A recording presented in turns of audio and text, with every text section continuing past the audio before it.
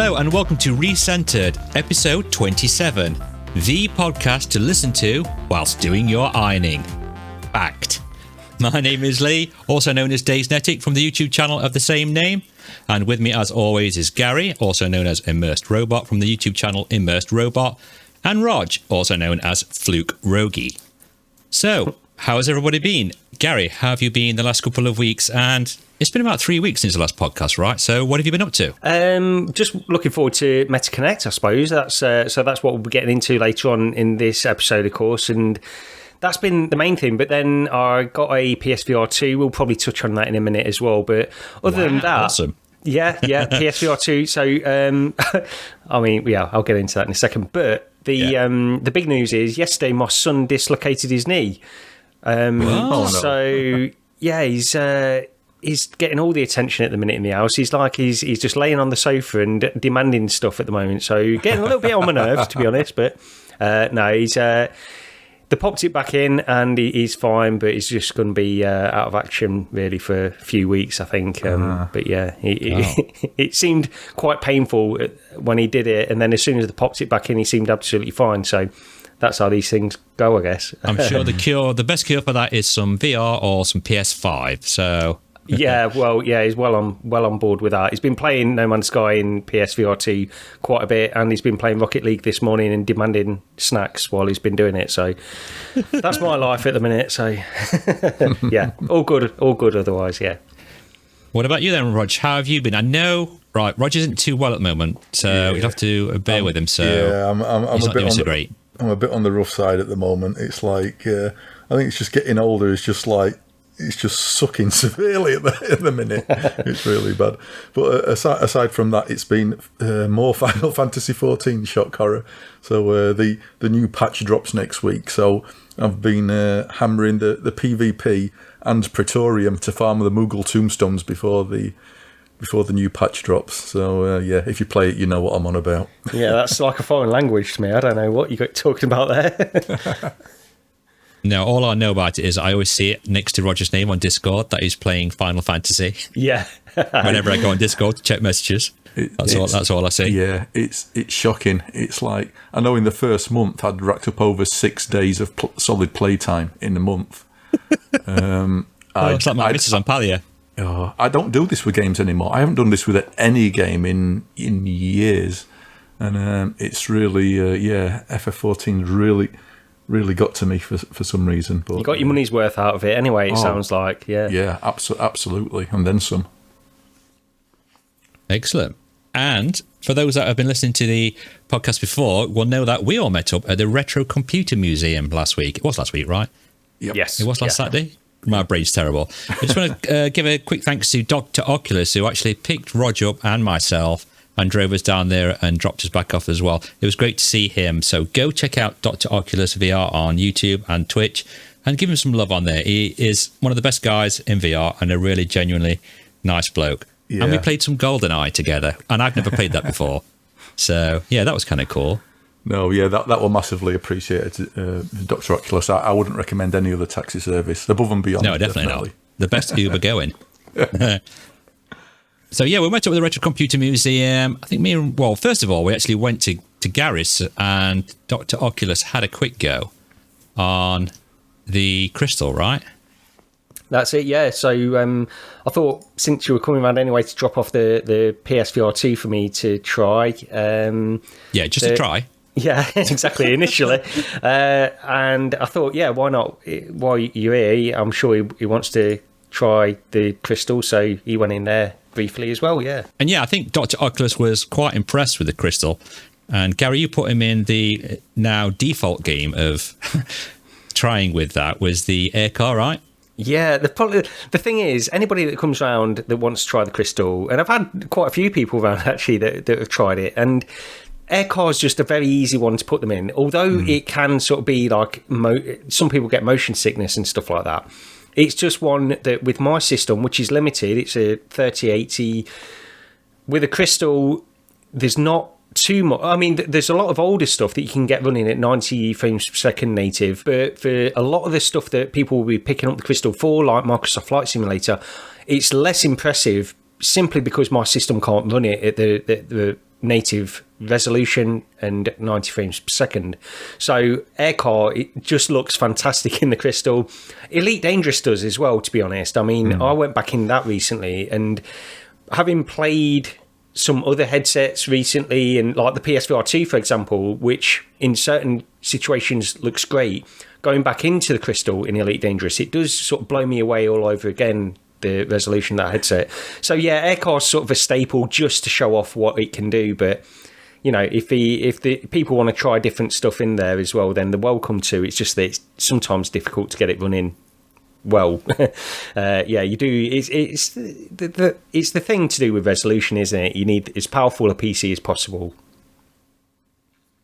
I mean, it looks so impressive in that. I mean, we've said it before, right? We've all had a go in it, and it is. I mean, I had a go on the Pico 4 as well, and it was nowhere near what it looks like. Surprisingly, for a headset that costs £200 more, but yeah, it's definitely something to have a go on if you've got that.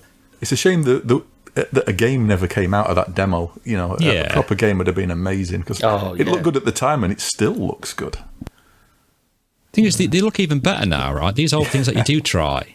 I mean, the thing, what I always try is, every time you get a new headset, new graphics card, you pop Half-Life Alyx in to see how much better that looks, things like that. Oh, no, there's me. Quick, get out of you, quick. And then you do notice these little things, especially in older games as well. Like you've played before, you'll say, I never noticed those shadows, or I never noticed how detailed that was. Yeah. But then we ended up at the Retro Computer Museum, where Rog, Dr. Oculus, and myself made a beeline for the computers. Oh, this is a clip of me playing Defender of the Crown on the Amiga 1200, showing Gary how the pros get it done, and then went on to die horrifically and got slaughtered. But yeah, Defender of the Crown. You did quite well. Yeah, the shocking thing was, I don't think I've ever seen anybody win a jousting match before on Defender of the Crown. And he won, and Lee won every single one. It was like, wow, I never knew how to play the jousting minigame. The jousting's really hard, and you know, I'm going to be honest, I'm still not 100% sure how you do it, but I think you have to time it and then click the mouse button at the right time, so it goes like 4 or 5 times with the horse bouncing and I think the way you put it was, you've got to get it on the right badump, so you the badump, yeah, that's it, boom, and then it knocks them off, allegedly. If you've got the dude who's strong at jousting, I can't seem to do it as any of the others. I have seen people do it as Wilfred and do the jousting really well on that as well, but no. I can't do it apart from that guy. Yeah. We also went on the old VR machines as well, of course. Well, so Dr. Oculus went on the sit-down virtuality machine. I went on that as well. Yeah, it was actually surprised, wasn't he? About it, I think it was better than he thought it was going to be. Yeah, it was. He did say that. Yeah. And that's the first time we've seen that one work. Well, first time I've seen that one working. I don't know about you guys, but yeah, the biplane one. I don't know. I played the. There's a space combat shooter one they had running before.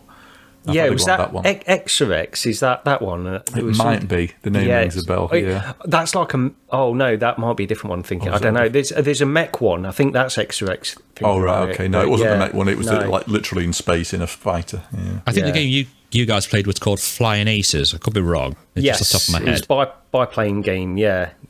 And it was it's not. I mean, it's the frame rate. You got to put it in context of what you're playing, really. I mean, there's no way I'm going to choose to play that on a regular basis or anything, but it was interesting. Yeah. No, it's a nostalgia thing, isn't it? And it's something that it's a 30-year-old VR glimpse into the past, I guess. Yeah, and we love going on there. Amiga 3000s are in those machines as well, and then the later ones had PCs, IBM PCs, the version 2. And then this clip, we're just sort of wandering around the library area. They've got all these old titles. I mean, there's so much there.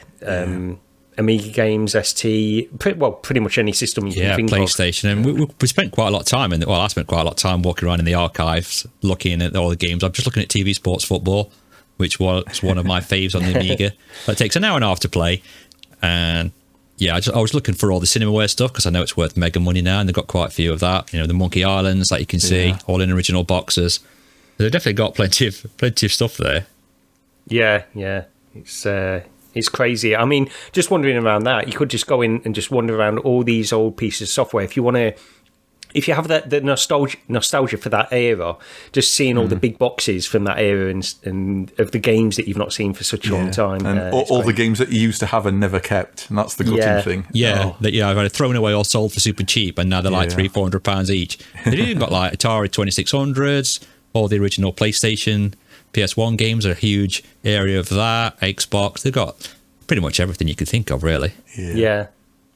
So I spent quite a lot of time in that, and then you and Rog had your now customary game on the VR headsets of Dactyl Nightmare. I don't know if we've got video footage of that. No, I was looking for video footage. I don't think we've got that one, unfortunately. Oh, what a shame. I wonder why. I could have sworn that you uploaded that, Rog. Perhaps I've not put my clip on that I got. Yeah. What was the result of that this time, Gary? Can you remember?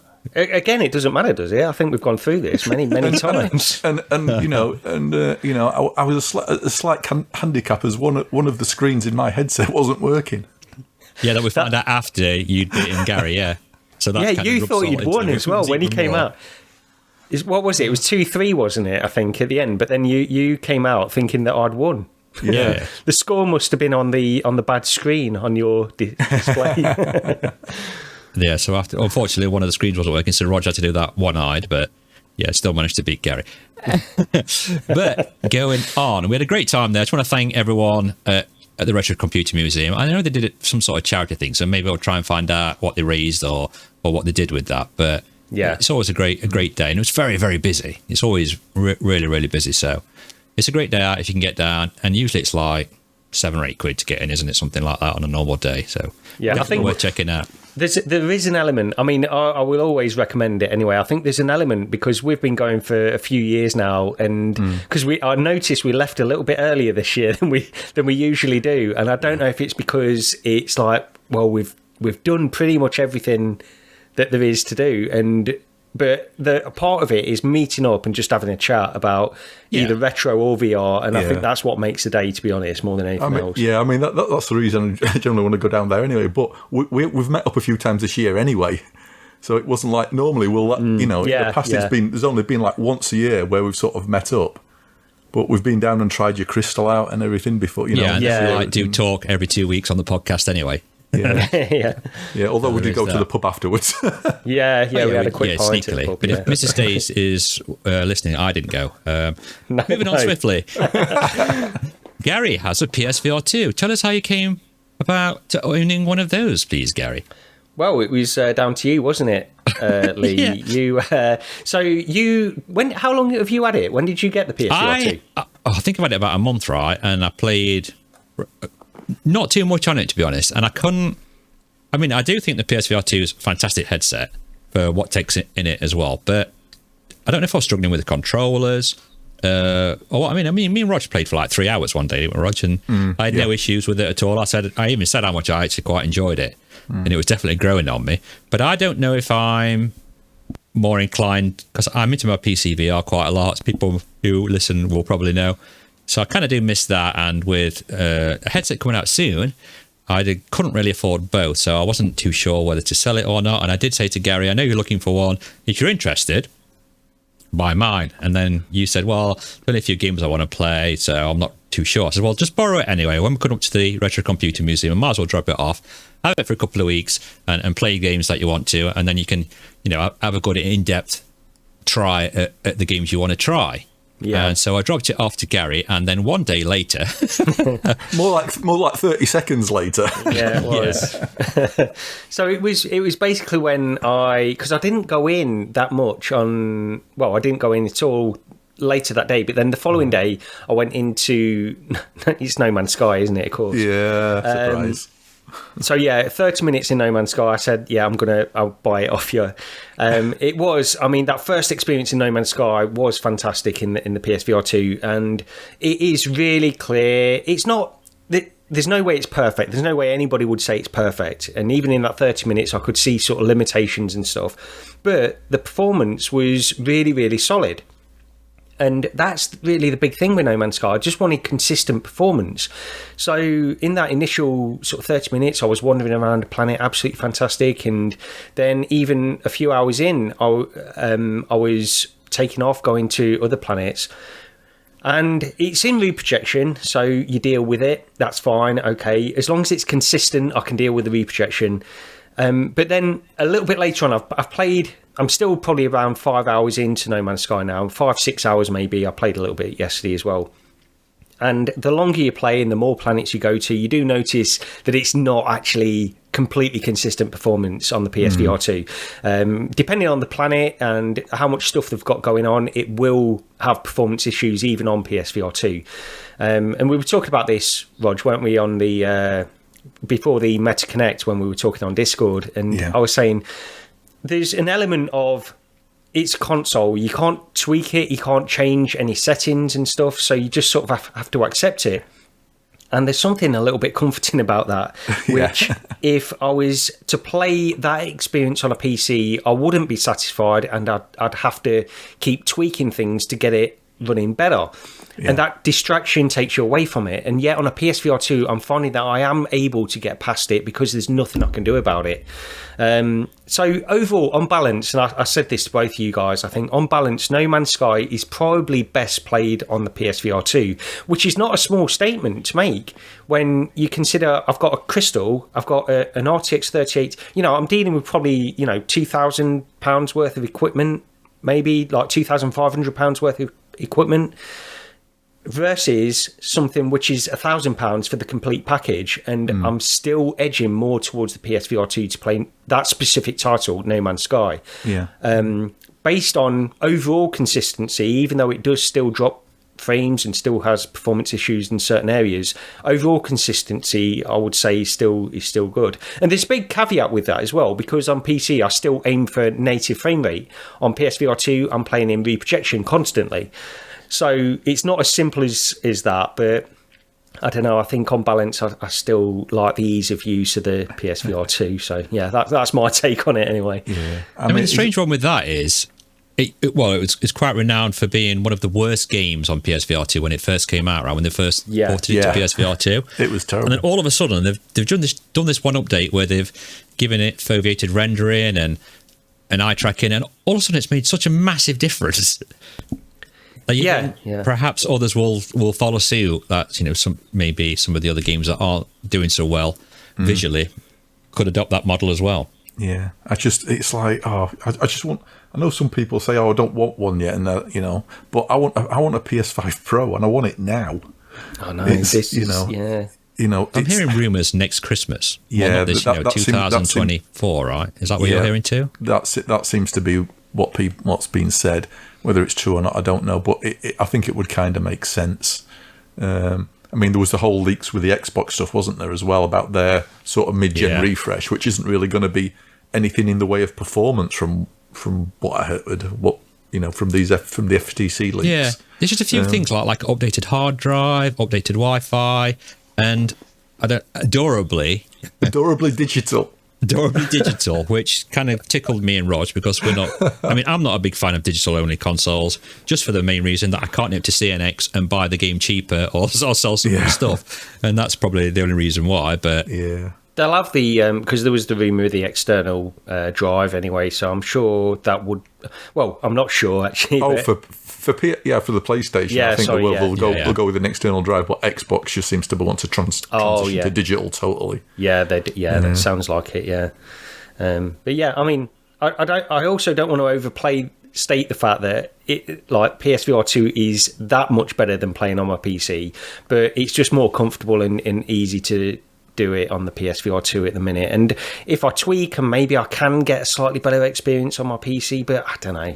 It's a tough one. and in spite of all of that, like I say, I think with the price comparison, the PSVR 2 is doing an outstanding job in that particular title anyway. Yeah. And also, the only other one I've played is Red Matter 2. What do you think compared to the PC one?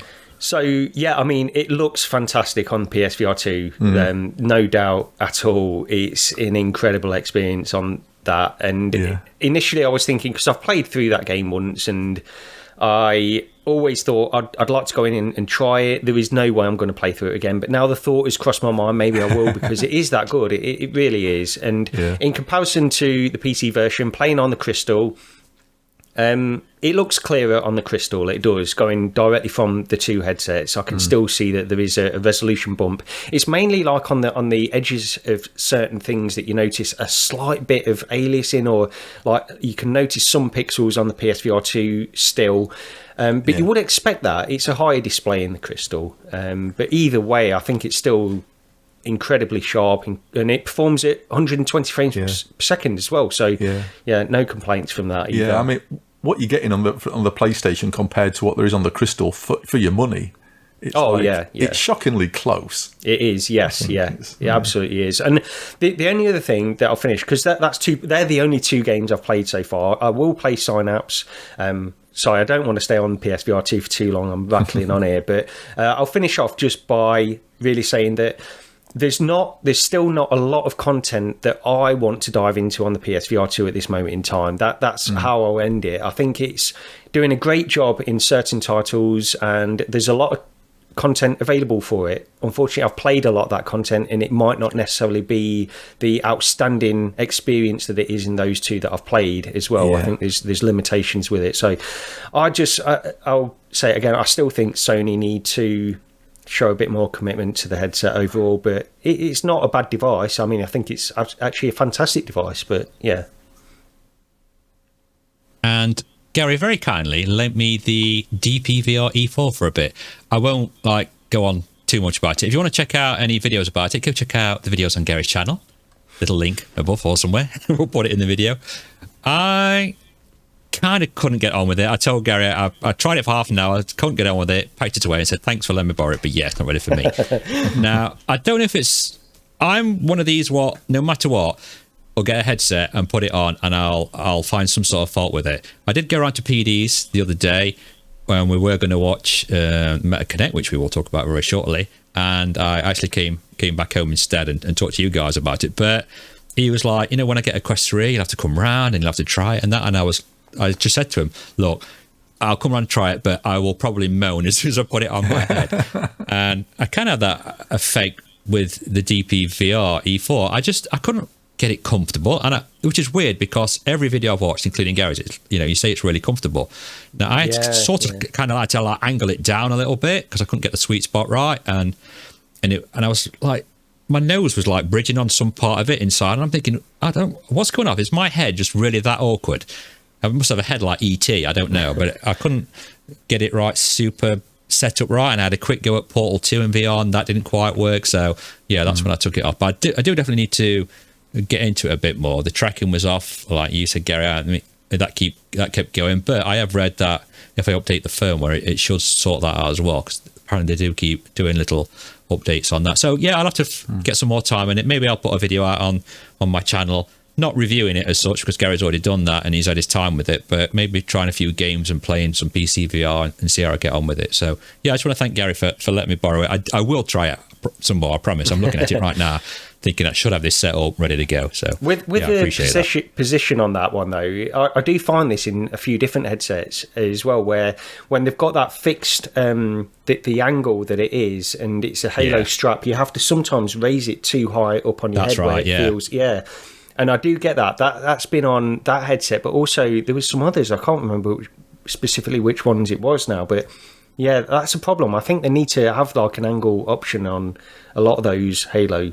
In fact, you can move it a little bit, I feel a little bit like that with the PSVR2, but it's not as bad. I think the DPVR, I think you're right on that. It does have that sort of strange angle to how it sits. I think it's because you can't, it has got something really genius on it, which is it's like a little hinge, right? So you can just flick the front of the DPVR up, check what you're doing on the PC, flick it back down again. Now, I find that, one, brilliant, but two, a total pain in the arse because you can't move the front of the headset onto your face as such because it's got like a gasket, which is same as the PSVR2. But then again, you can't do that with the PSVR2, but you can bring it closer to your face when you press that button, right? You can move it back and forth, which you can't with the DPVR, which is, I'd like them to include something like that. Then maybe I could have fit it a bit closer to my face pair.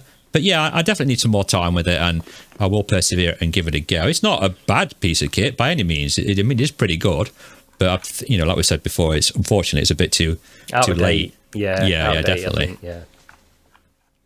So we're going to move on to topic of the show, which is surprisingly MetaConnect from this week. Quest 3. The one we've all been waiting for. The Quest 3. Well, you say we've all been waiting for it. There were quite a few leaks leading up to it, like in the few hours leading up to it, where there were a lot of detailed pictures, specifications. So it wasn't really so much as a surprise of what there was. But yeah, MetaConnect, interesting, kind of. What do you guys think, Gary? I think the show itself was a bit of a disappointment, to be honest, because the amount of time that they spent on stuff that I was interested in, I don't know about you guys, but yeah, the Quest 3 at the beginning was interesting.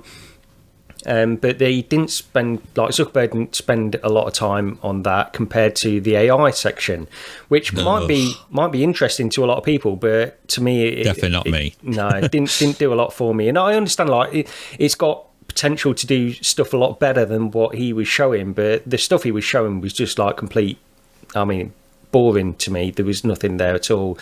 In spite of the potential that it's got. Then they went on to the Ray-Ban stories. I've got no interest in the Ray-Ban stories either, honestly, in their current iteration at least. I think when they've got more stuff with like heads-up notifications or something like that, that's in the sort of the part where I might have a little bit of interest, but even then there's not a lot. So yeah, I mean, I was a bit disappointed with that, but the Quest 3 to me looks fantastic. And I'm not going to knock Meta, whether it's coming from Meta or somebody else. I think this is going to be a fantastic piece of hardware. There's no doubt in my mind it is. And I'm interested to try it. We can get into that a little bit more, I suppose, as we go on. I mean, weirdly, I've seen a lot of people on Twitter saying, I've got a Quest 2. There's not really enough there for me to upgrade to a Quest 3. And I'm thinking, well, okay, but if anyone's watching this now on YouTube, you'll see some of the things there. The mixed reality for one, the better pancake lenses.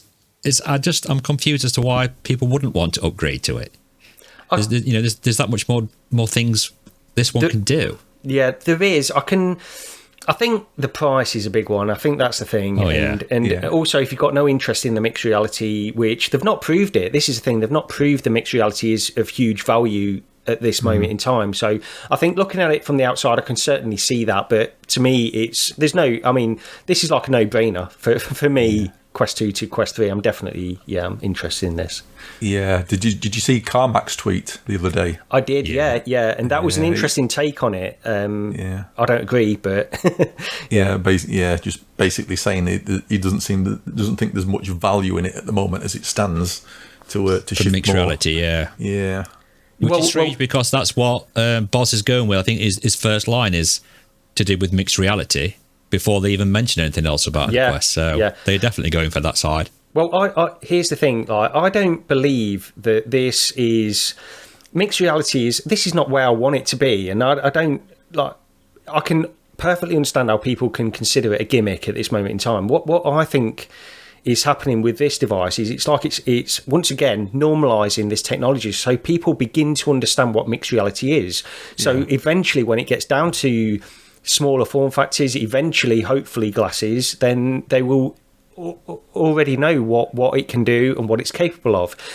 In this device, I've got to be honest, some of the advantages, if we had glasses, I would be able to lock a screen somewhere in my room and then walk around my house and come back and the screen is still there would be fantastic. Whether I would use that use case for this headset is different because it's still a brick on my face. It's still, it's a thinner brick, but it's still a brick on my face. Am I going to really watch, content on there? I don't know. Maybe I will, maybe I won't. But it's normalizing what this technology can do. And I'm very interested in it. My only hesitation is with the type of content we get from it, because I don't want like AR mixed reality modes for games coming across and where it doesn't really belong. It reminds me a little bit of flat screen games like Tomb Raider, where they had the VR mode and you're literally wandering around the house. Who wants that? Who cares about that in VR? I mean, I'm sure some people do, but that's not what it's all about. That's not what VR is all about. And this is not necessarily what mixed reality is all about. We'll see where it goes, but I think the technology is sound and it's going to be especially interesting in the coming years anyway. But Yeah, I think it's because it's all new, right? And none of us know really what to expect. I've not really been a big advocate for the mixed reality because it's just something that's not interested me. But speaking to people that have tried it, various content creators have said it's quite impressive. So, we'll have to wait and see. But all these videos, just bear in mind that when you see these videos on Meta or where they're showing this mixed reality, that it doesn't always look as good as it does in the headset. So no. Just bear in mind. The funny thing was when the keynote speech was on, we were all in Discord chat, weren't we? Talking to each other as we were watching it. And I think I likened Lee's sense of skepticism to Graham Norton doing the Eurovision Song Contest with the amount of sarcasm it was.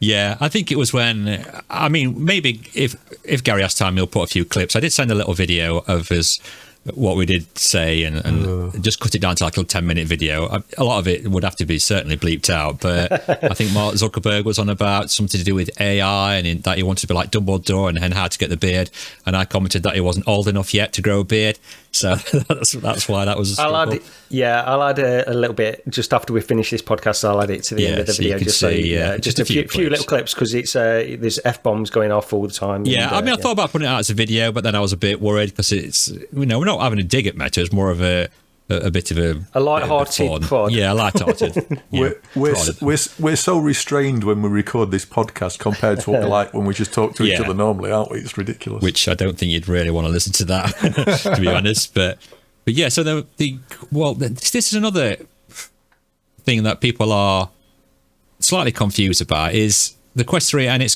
starts at base price at $479, $500 for the 128 gig model, right, and $619, which is a big jump. $650 for the 512 gigabyte model.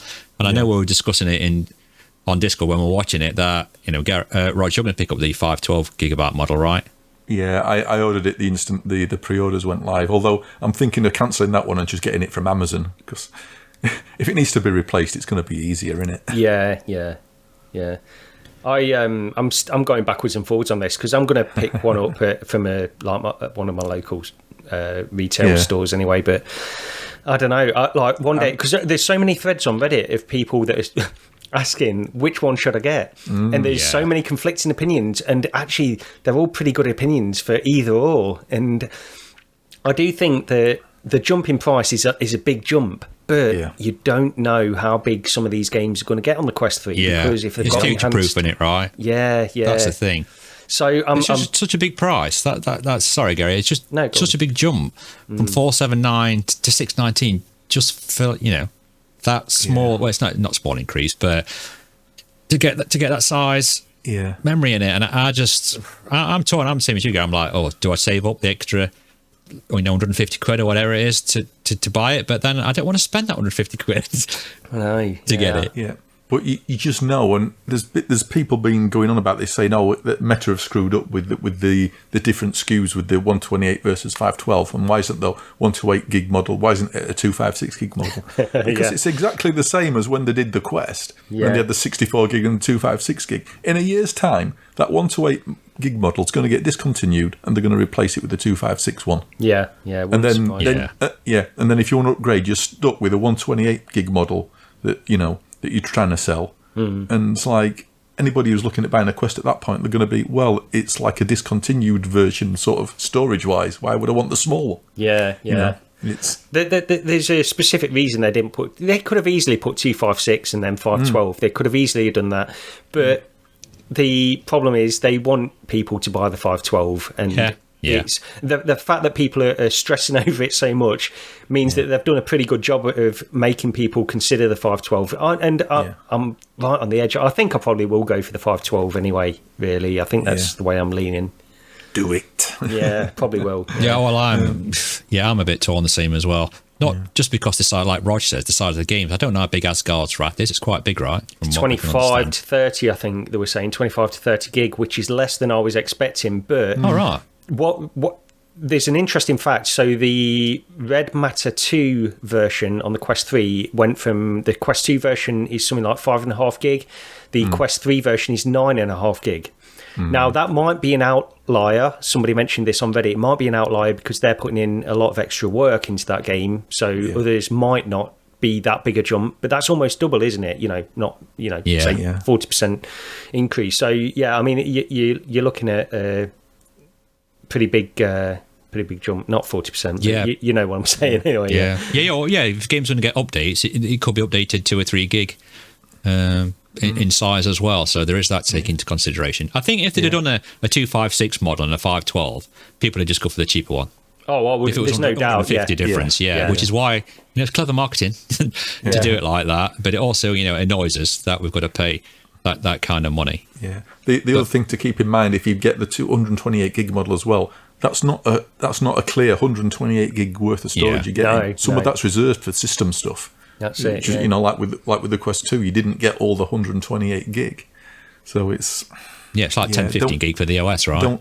Don't end up with sort of a regretting it a few months down the line. It's just I think this is the thing though. I think they've got the balance exactly right to make people think I do want that 512, but it's a lot of money. That is the difference. It is like you said, Roger. It's when you bought it, it's like it's painful, but it's sort of the one that you should go for, really, if you can afford it.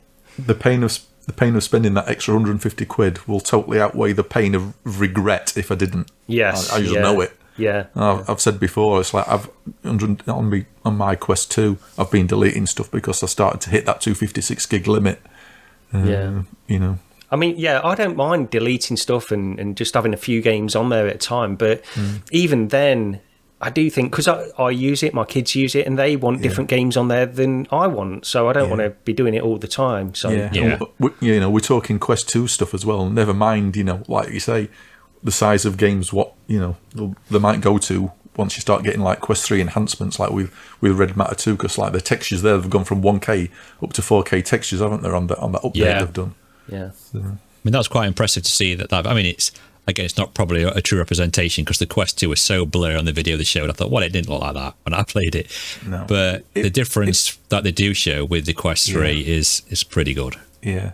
I mean, it was a soft image in the headset, but it was still a good image. If you played the PC version, if you streamed the PC version to the Quest 2, you could instantly see how much sharper it was because you could super sample the hell out of it. Yeah, and it looked fantastic. With the sorry, go on. No, I was just saying, but the Quest 2 version by itself was still an amazing achievement. It really was, but the interesting thing with the hands-on impressions of the Quest 3 with Red Matter 2 as well, they had that thing where you could switch between the two. I would love them to keep that in there, just so me too. you can see it. Just so you can give an idea what it was like. And I spoke to PD about it, and he said it's as good, if not better, than what the PS VR2 version is now. Which is bonkers. I mean, that is bonkers, isn't it, if it can get that? Yeah. I mean, the only way the way it'll fall down there is on the black levels. Yes, you just know, it's not gonna be able to match you. That's the only thing what's worrying me with this, because I know how. I mean, I went from the original Quest, which was I can't even remember having any issues with anything, which is strange. I probably did do at the time, but the black levels on that with it being OLEDs were fantastic. And to go to the Quest 2, I immediately put it on and thought there was something wrong with the Quest 2 because it's just grey. And that's the only thing what I'm worried about is with the Quest 3. And you can see some of these images now with the dynamic shadows. Will it be really dark and black, or will it be just dark grey? But saying that, the Pico 4 was really impressive, and I never really had issues when I played this on the Pico 4. The blacks were black. So maybe these last few years they've improved the screen slightly. And it is dual screens as well. I'll just pop onto that because we actually thought it was going to be a single screen. I think this was really surprising because I think we all thought, people are just getting it wrong. Yeah, I did. I was thinking, and there's a few reasons for that, but I was very surprised that this was dual screens. I was questioning stuff when I probably shouldn't have questioned it in the end. But hands up, I was wrong. It is dual screen, But we all took some convincing. Several people spoke to it and said, it's dual screens. I was like, well, is it? So I'll check somewhere else. But 8 gig of RAM, the pancake lenses, the dual LCD screens with continuous IPD adjustment between 58mm and 70mm. Thank you, Meta. Because the IPD settings on the Quest 2 suck. So fingers crossed I might get a clear image. Saying that, pancake lenses, you're going to get a clear image anyway. Yeah. No matter where you put them. even if you fall outside that range, I've seen a couple of comments now from people who've tried it who've said you can shift that thing about on your face and you not lose the sweet spot anyway. Yeah. So, you're effectively, even if you're outside that, even if you're more than sort of 70 mil, you might still be okay. I think Meta said like a range from like 53 to 74 or something. You'd be good at 70, That's something right, like that as well. Yeah, they were saying because of that, there is no real sweet spot necessarily. Yeah, you got play wiggle room in there as well. Yeah. For people who've not tried pancake lenses, when I keep going on about it, saying you'll never go back, once you've gone pancake, you don't go back. You won't. It's that good an experience. And I'm really looking forward to these. Did they say they were updated lenses from the Quest Pro or something along those lines? Yeah, they're updated, whatever version. I mean, I read that as, well, we've managed to make them cheaper.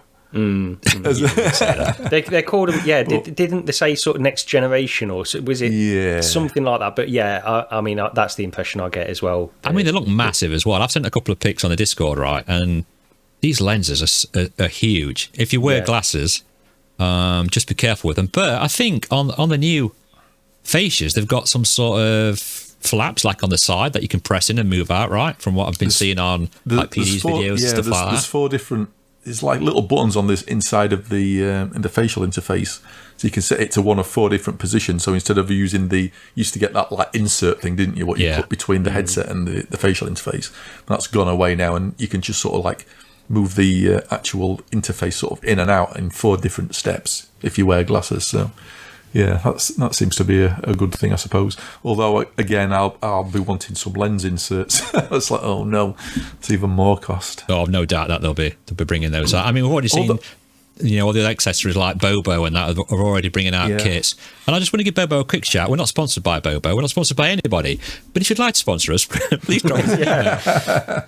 But we'll show kit, whatever. Right? Anything, drinks, whatever. But they're bringing out a kit where you can update the M2 to fit for the new Quest 3. Now, I asked if, will this be like M2 Pro as well with the battery pack? And they went, it'll all fit.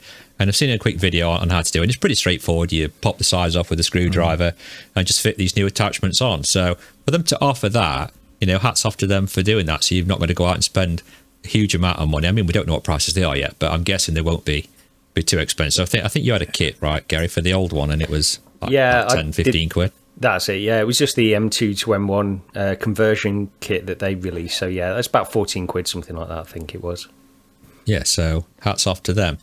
But just go quickly over the specs. A resolution of 2064 by 2208 per eye, which give just over 4.5 megapixels per eye, or to put it another way, 1 million pixels per eye more than Quest 2. I didn't read that off the doc.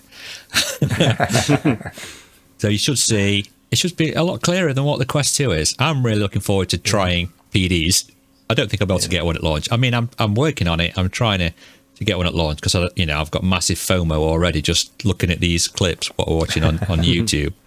So fingers crossed I can get one. But they also announced a variety of overpriced accessories. It says here. Good grief! The prices. There's some knuckle style straps to go over it, which is like, I mean, Kiwi or whoever have knocked these things out for ages, haven't they? For the Quest 2, and they want 40 quid for them. This is like bits of fabric, bits of cloth. They're like 30 centimeters worth of cloth or Velcro strap, and I was going to mention that as well, Rog. So quid. It's like, you've got to be kidding me. The only thing I thought, hang on a minute, was the prescription lenses, because they've actually got them listed on there. And I can remember because they use Zenny to do their prescription lenses, and when they first did this for the Quest 2, you only used to be able to get them in the States, and obviously it's changed. I don't know when, but they've got them listed in the UK for the Quest 3, and they're like 50 quid. And I sort of think, well, if you look at all the other places, you're talking 50 quid probably minimum, up to anywhere. So like with the Rel Optics ones, you're into 3 figures for them. Right. So I might go with the Zenny ones this time, just for the sheer sake of the official ones. Yeah, they do really good camera lenses as well, if it's the same people I'm thinking of. So, yeah, I mean, I don't know. The official charging dock, which I thought it's like $129, or I can't remember what price it is over here, but I thought that's not good. Why? Why would you want to just put that down instead of just plugging it into the wall for free? But then there were some discrepancies about the controllers. But apparently, I mean, you told me this, Gary. It comes with like rechargeable batteries that actually do charge from that dock as well.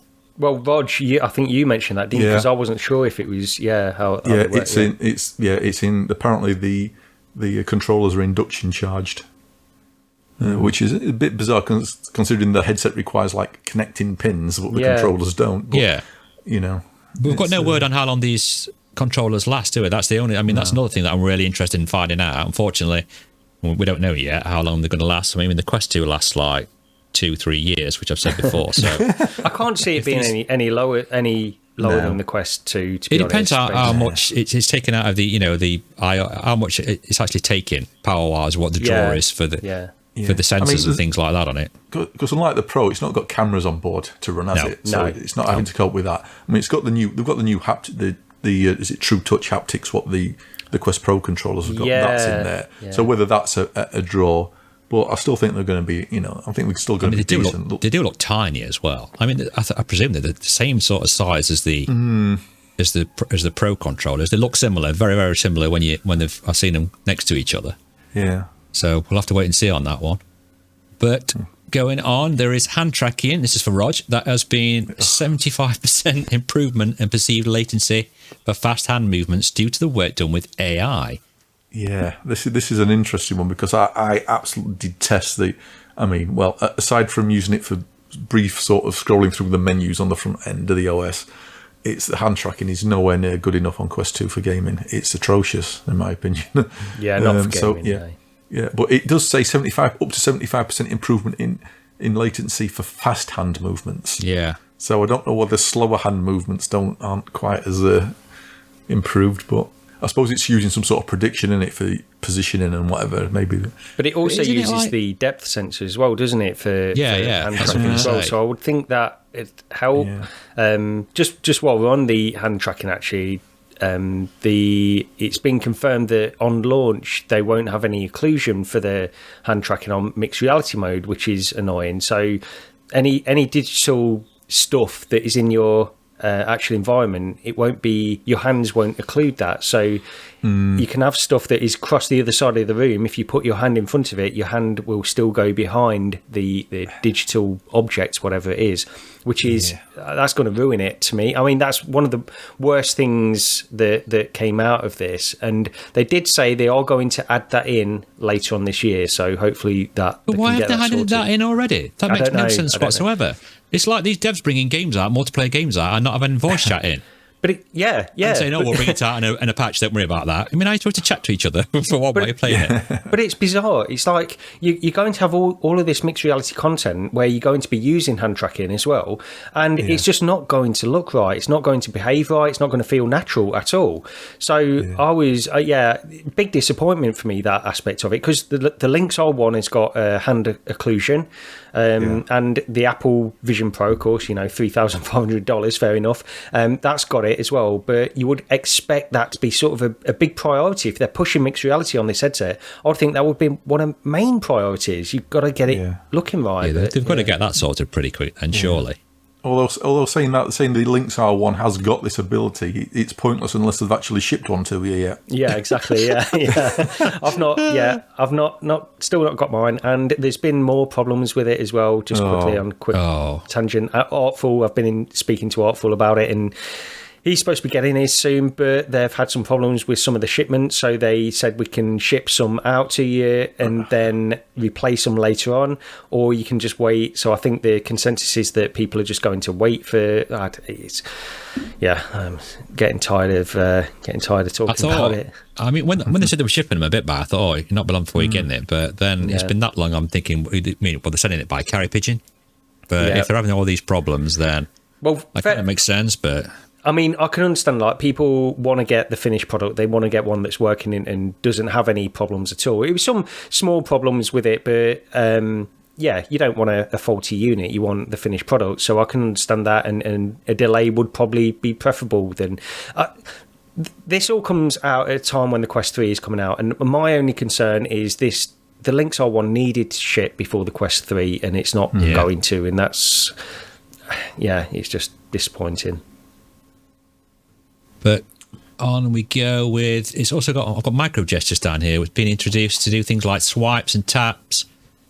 Yeah, sounds very small gesture movements that were shown off with the Apple Vision Pro. Yeah, that could be quite interesting. Yeah, it sounds very much like the Apple Vision Pro, where you don't have to make much of a movement in order for it to pick up small gestures, so you can sort of like relax your hand and, for if you're just swiping around stuff or selecting things. That'll be that would be better to see.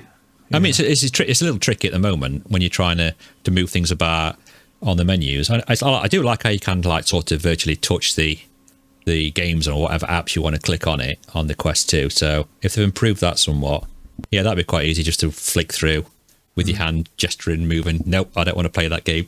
No, that game sucks. Don't want to play that. We've got hand occlusion. We've gone through that. Yeah. You mentioned this, Gary, right? Or was it you, Roger? That Quest games, all of them are going to get like an effective 30% rendering resolution increase automatically when running on the Quest 3. Yeah, well, Gary mentioned this on Discord because I'd not heard of it. Yeah, I knew one of you mentioned it. Yeah, but any Quest game is automatically it's going to render at 30% more than it is on Quest 2, without any input from the developers whatsoever. And the reason it works, it makes sense, is when you create something in Unity or Unreal, you don't actually set. It's not like you don't pick a resolution, you pick a scaling factor, and the default is ×1, and that ×1 is then applied in relation to the actual resolution of the panel of the headset you're using. Yeah. And because the Quest 3 panel is like basically 30% more than the Quest 2 panel resolution wise, that ×1 factor is automatically scaled up because it's taking its parameters from the resolution of the Quest 3 panel, which is larger than the Quest 2 panel. So it's automatically 30% extra bump in resolution without developers doing anything, which is quite handy. Yeah. And I've also seen that Walkabout Mini Golf are already going to increase the res of their game too, which kind of got me really excited. I actually posted that in the Discord yesterday. I think it's going to look great, and I think just having that as it's immediately going to add something to the device, even if devs haven't done anything to update the game. So that's a great feature. I like that idea. We're talking about games. We should move on to the game section, which we've got Asgard's Wrath, which will be released on the 15th of December. Yeah. Before we do that, though, there was something I want to mention on there, because you've done a me and skipped over one of them. What bit have I missed? Yeah, the inside-out upper body tracking. Yeah. Which, that seemed to come out of nowhere. It's just because of the tracking range. Yeah, it's oh yeah, sorry, that's it. Thanks for highlighting that. Gary just highlighted it on the dock. Yeah, I did totally miss that. Yeah. This was a surprise, to be honest. So this was an article. I think David Heaney uploaded this on Upload VR. That's where I saw it anyway. But I didn't see, because they released a video. Meta released a video on this where it's going to be able to do sort of upper body tracking and then estimate legs as well. And the legs are going to be basically AI in quotes legs. Yeah, which it's good if you could pick different legs, so you could have a pair of frog legs, things like that. Yeah, I think it's I mean, if they can do that, these have been things where people have speculated, could they do this kind of stuff with inside-out tracking based on the headset? I've always been sceptical that they could get it working, just because of different body shapes and all stuff like this. But if they've got it working, then if they can actually properly position your arms without having to use some sort of inverse kinematic sort of guess, which a lot of games just get wrong, don't they? When if you move your arms in a bit of a weird position, it'll try and guess where it thinks your arms and your elbows are supposed to be. Bone Lab. And but a lot of games are where your wrists look like they're snapped or your arms are pointing in funny directions, and that's one of the things that does put a lot of people off playing VR, because when you put your arms out, it doesn't look like a pair of arms because of how they're moving in VR, how they do it. So if they can get that sorted. But obviously from the sort of an exercise point of view as well, exercise games, you'll be able to hit things properly, sit stuff with your elbow and whatever, because it's fully tracking. Your upper body. So it'll be interesting to see what they can do with that. But just having your arms looking like your virtual arms looking like they're actually in the proper positions, rather than sort of it's like the meta avatars. Good grief! If I hold my arms directly out straight in front of me, the arms look like they're coming out of my neck. Yeah, they're weird. Yeah, it's just so wrong. Yeah, they are weird. But I mean, this is supposed to be coming in December, right? I'm just reading that in December, which kind of moves us on to a game releasing in December, which is Asgard Rad 2. Right. Nice little seg there. And it's also free, which we learned. If you buy a Quest 3 before January 27th, you will get that game free. Well, that's the 128 gig or the 512 gig model as well. So, yeah, kind of cool that we're going to be getting that for free if you've purchased a Quest 3. Yeah, so I mean, you're going to buy it anyway. So yeah, if you already pre-ordered it, and go and get it cancelled if you're picking up a Quest 3. Yeah, it's a good deal. I mean, I'm pleased they're doing that kind of stuff. I think that's a great deal, really, when you consider the price. I mean, what price is it? Is it 40 quid? 45 quid, isn't it? 45 or 50? It's not cheap. Yeah. So, yeah, I think as well, if new people are coming in and they automatically get this massive sort of open world, is it? Open world. Yeah, well, it's the big main title that they're pushing for the Quest 3, isn't it? It's like a massive release, kind of release title, well, December, but yeah. So this will be great for it's not multiplayer. People. Oh yeah, they'll love it. I mean, it looks really good from the videos, right? And if it really is this big, as like you say, a kind of open world type thing, it looks really, really impressive. Yeah, I'm looking forward to it. I think see, we just don't get enough games of like real depth on the standalone platform. So if you got something 60 like hours, this, it's supposed to be like 60 hours long. Supposed to be, yeah. And apparently as well, because obviously it'll work on Quest 2 as well, but on Quest 3 and Pro, there's an additional mixed reality mode as well. So I imagine you'll be having portals again opening up in your room and whatever. But that's just an addition to what there is. This is the concern with the mixed reality. Is it just going to be this kind of stuff where we've got a mixed reality mode where it's a wave shooter for 10 minutes and that's it? Yeah. Interesting. It's going to be interesting to see how they incorporate that in and what they do actually do. But moving on, we've got Assassin's Creed Nexus. Now, I've heard mixed things about this. I've heard people say how fantastic it is and how much they enjoyed playing, the brief time they had on it, some of the creators. And I've heard other people say, it doesn't look that great. It's definitely been a mixed bag. It's, like you say, it's a spectrum of opinions on it, which is really, I don't know, a bit odd. I mean, I'm really looking forward to it. I'm looking forward to trying it out. From what I can tell, that's like quite a big world that you're in as well. Whether it's totally open world or what, I don't know. But from the videos I've seen, at the very least, it looks like there's open areas. Yeah. So you can take different routes to get out. It does seem pretty true to the Assassin's Creed games where they're running across rooftops and jumping about. So I can't remember. Whose comment it was, but somebody said when they played it, said if you're a fan of the Assassin's Creed games, you'll love the movement in this because they've properly nailed it. Yeah. So. Releasing.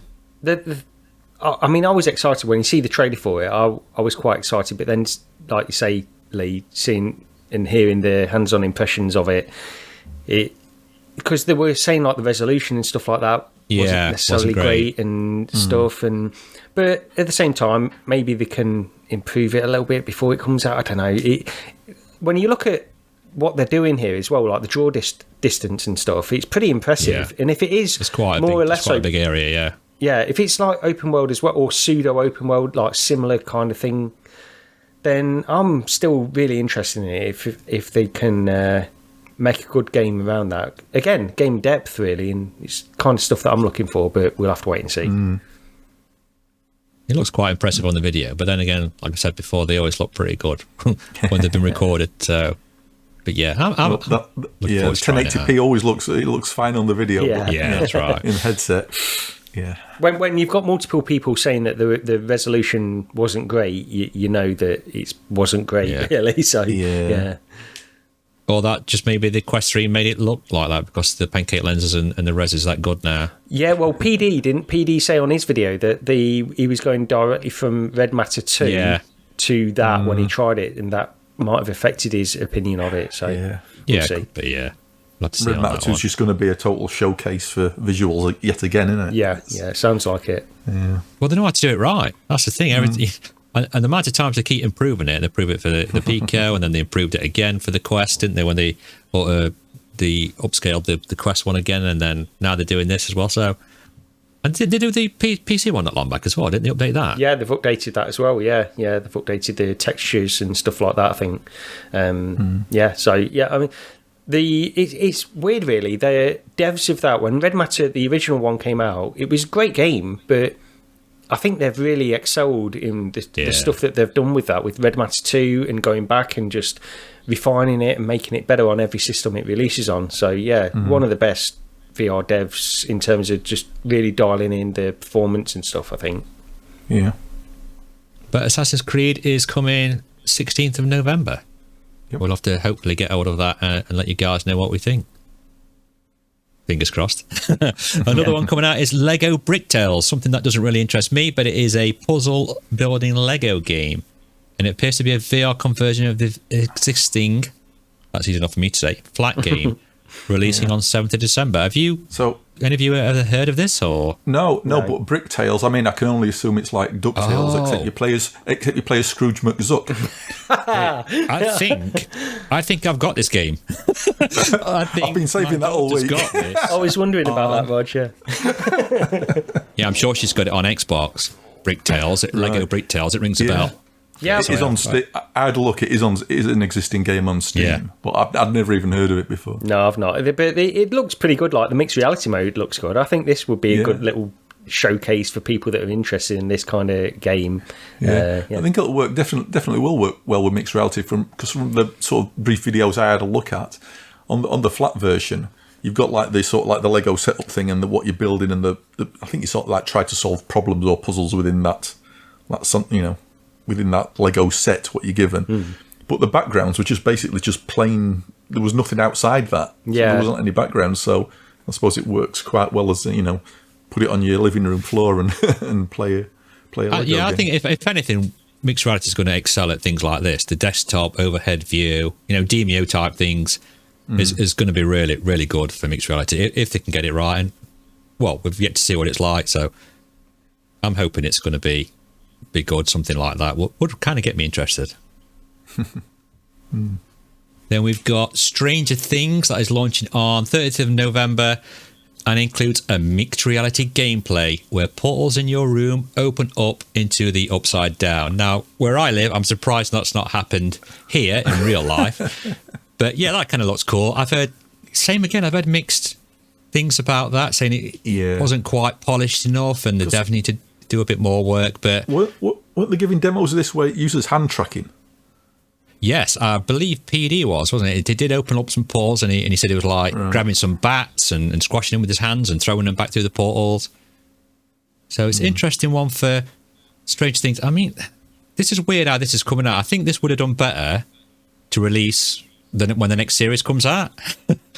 I think Series 5 has been delayed, hasn't it? I can't remember. I think the writer's strike and stuff, hasn't it? Has put everything back. But yeah, interesting one to see. We don't really know too much about the game, right? But it looks kind of cool from the video on YouTube. Yeah. Oh, yeah. We'll give it a play when it comes out. It's just a mixed reality thing. Like we say, how is that going to incorporate into games? If you just sort of hope it again, it's like an add-on, an extra option mode from the menu rather than it being like a. Do you think they'll do something like where they throw it, like Vecna picks you up and throws you out the game, and it throws you back into real life? Well, you actually play as Vecna, don't you? So yeah. I'm pretty sure it's going to be like a separate mode anyway, but yeah, probably. So interesting. 30th of November that comes out. Next we've got Walking Dead: Saints and Sinners, which was shown at MetaConnect, right, with an updated version for Quest 3. Now on the video, it looks totally different. Yeah, it looks amazing compared to the Quest 2 version. Yeah, there's definitely a big difference. I mean, just the Quest 2 one looks sort of flat and washed out, doesn't it? Compared to it looks like the Quest foggy. 3 it looks really like foggy and bland. But they've got like the shadows are better, or it's actually got shadows in places that there weren't shadows. More zombies. It's just the lighting overall. It's just the detail on everything as well. Better. Yeah. Details on walls, you can see the vines, things like that. Details on hands, on the clothing. Yeah, could be an interesting one. I've not played. I've still not played it yet. I've not got it on Quest 2. I've got it on PC VR, but I've not played it. Perhaps that's something else I should try the DPVR with. I've not tried that. I like it. I've played a bit of it. I got a bit bored after a while, to be honest, but I think it's a good game and people really do love it. The sequel was not particularly well received from what I've seen. I've not played the sequel, but yeah. I'll have to give him. I mean, I remember watching Dr. Greg play the original. I really got quite into watching him play some of the levels. It was very, very in depth. Yeah. Maybe I'll have to try and give it a go on the Quest 2 if it looks that good. But finishing off, well, as what we've been playing, I guess, for the last couple of weeks, and we have played a little bit, moving on game-wise, and me and Rog played a game called Walkabout Mini Golf. I don't think, have we mentioned it before on the podcast? I don't think we've mentioned this before. Oh, maybe, I don't know. It's a new game called Walkabout Mini Golf. Go back and check, yeah. And it was one of the very rare times that I actually played a bit on the PS VR2 before Gary stole it from me. And is it Alfheim? I'm pronouncing that right. I'm not sure. Alfheim, Land of the Elves. Land of the Elves. And or basically the Rivendell version of a golf course, but they couldn't get the license. That's what it feels like. Cough, cough, Lord of the Rings, cough, say no more. Yeah. But a lot of people have moaned about this course as well. Now, I didn't find it too bad, to be honest. I don't know what you thought, Rog. No, I mean, again, it's a really nice looking course, but they all are. Yeah. It's just, it wasn't, it just didn't feel anything new again with the holes. It was just, it was good. It's always a good time though, that's the thing.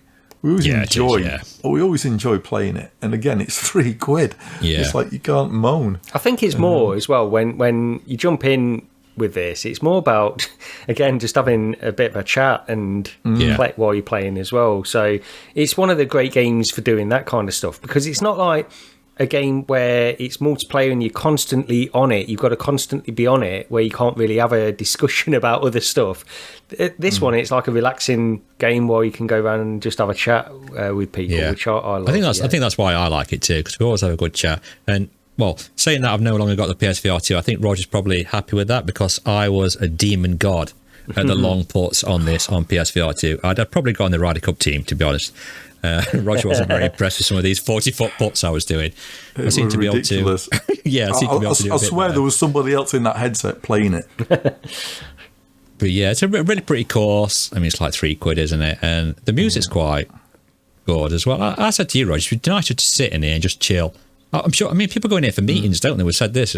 People go and have board meetings while they're playing it, and it's just such a nice, chill game. And it's especially good for someone like me, because my accessibility wise sometimes is not so good, so I can't move so good sometimes. And I can always, getting around a walkabout mini golf without it causing me any problems whatsoever. I think this bit I'm on about the lighting as well on the video on YouTube. I'm showing Roger the light underneath the tree, how cool it looks on the PSVR 2. I do wonder, speak about what you were saying a little bit earlier about, it's another course and it's great, and this I wonder if eventually we're going to start to get a bit complacent about this, where a new course comes out and it's another course, it's good, and let's move on. Because I get that sense, like, they're all just good courses, aren't they? It's not like they're doing anything wrong necessarily, but also... Look at that port. What a port. Get it. Oh, there we go. For anybody that can lip read there, slow that down and watch what Rog says. Oh, this is just a very quick bonus for Rog now on the video. Sorry, Gary, to interrupt. I keep doing that today, but I apologise. And there we go. What do you think of that, Fluke? Nice. It's quiet. Is your mic still working? Rog, you still there? He's gone. That's it. He's gone. I read after, because we were like hitting it off the wood and it wasn't, the ball wasn't going right. We're like, there's something wrong with this. And apparently the elven wood is slightly different to the normal wood that's on the Walkabout mini golf courses. So I've read, and it behaves differently. So that explains that. But really enjoyed playing that. I think we played the nighttime course as well, didn't we, Roger? We played both. Yeah. So, it's worth your money. I think they're doing one of the Jules Verne ones next. If what I've read on Twitter is right, they kind of give a hint that one of those is next. So maybe Is it what we've got left? There's around the world in 80 days, and What else is there? Was the one... Did he do something to the moon? Yeah, we've done 20,000 Leagues one, and I think it's just around the world in 80 days what they were doing, right? Yeah. Oh, okay, right. Yeah. So maybe that one next. Don't quote me on that, but if I'm right, then you heard it here first. But we're saying when we're talking about mini golf, it's a strange one with this last one because all the podcasts normally, the new Walkabout mini golf, of course, comes out and everybody talks about it. Yet with this one, there was just very felt like nobody was. This is what I wonder about the complacency with it as well. I think people, the discussion can get a little bit. They're talking about another Walkabout mini golf course again and again, and how long does that last? That's the thing. I think that's where eventually, even though this, I mean, they're great. That's the thing. That's why people do continue to talk about it when they do. But it's definitely one of the prettier courses. We're probably up there with Atlantis for being. It looks good. Pretty. Yeah, I've not played it yet, but on the video, it looks really nice. Because I was asking you, Roger, about the shading and the textures and the shadows and that, and you were saying it's pretty much the same on the Quest 2 from what you were telling me. Yeah. It's the PSVR 2. There's not much difference really, is there, apart from maybe contrast on the PSVR 2. The colours pop better. It just looks nicer, doesn't it, on PSVR 2? But just the Quest version is just easier to pick up and play. Yeah, definitely. I'm really looking forward to that one on the Quest 3. And Roger and Gary, you've been playing Gazzlers. Unfortunately, I've not played it because I've not had access to play, but now I have with the DPVR, so maybe I'll get onto it. So what do you think of that? This is a game that I think we first mentioned at one of the Next Fest or something like that, wasn't it, a while back? Yeah. I really like this. It's a wave shooter. It's an arcade wave shooter. That's really all it is. But it's a really well done arcade wave shooter. And I proper enjoy my time with it. It's one of those where I drop in for a game, maybe two, and then sort of move on. I don't think I could stand there and play it for an hour or two at a time. It's active. The first level's sort of okay because you get a shield. You've got a gun in one hand and you can activate a shield with your other hand, so you can block incoming fire. But once you get to the sort of like the second set of stages, the second biome where the graphics change, it's some of the incoming fire is pretty quick, and you get sort of more of a spread of shots as well. And so and it's fast.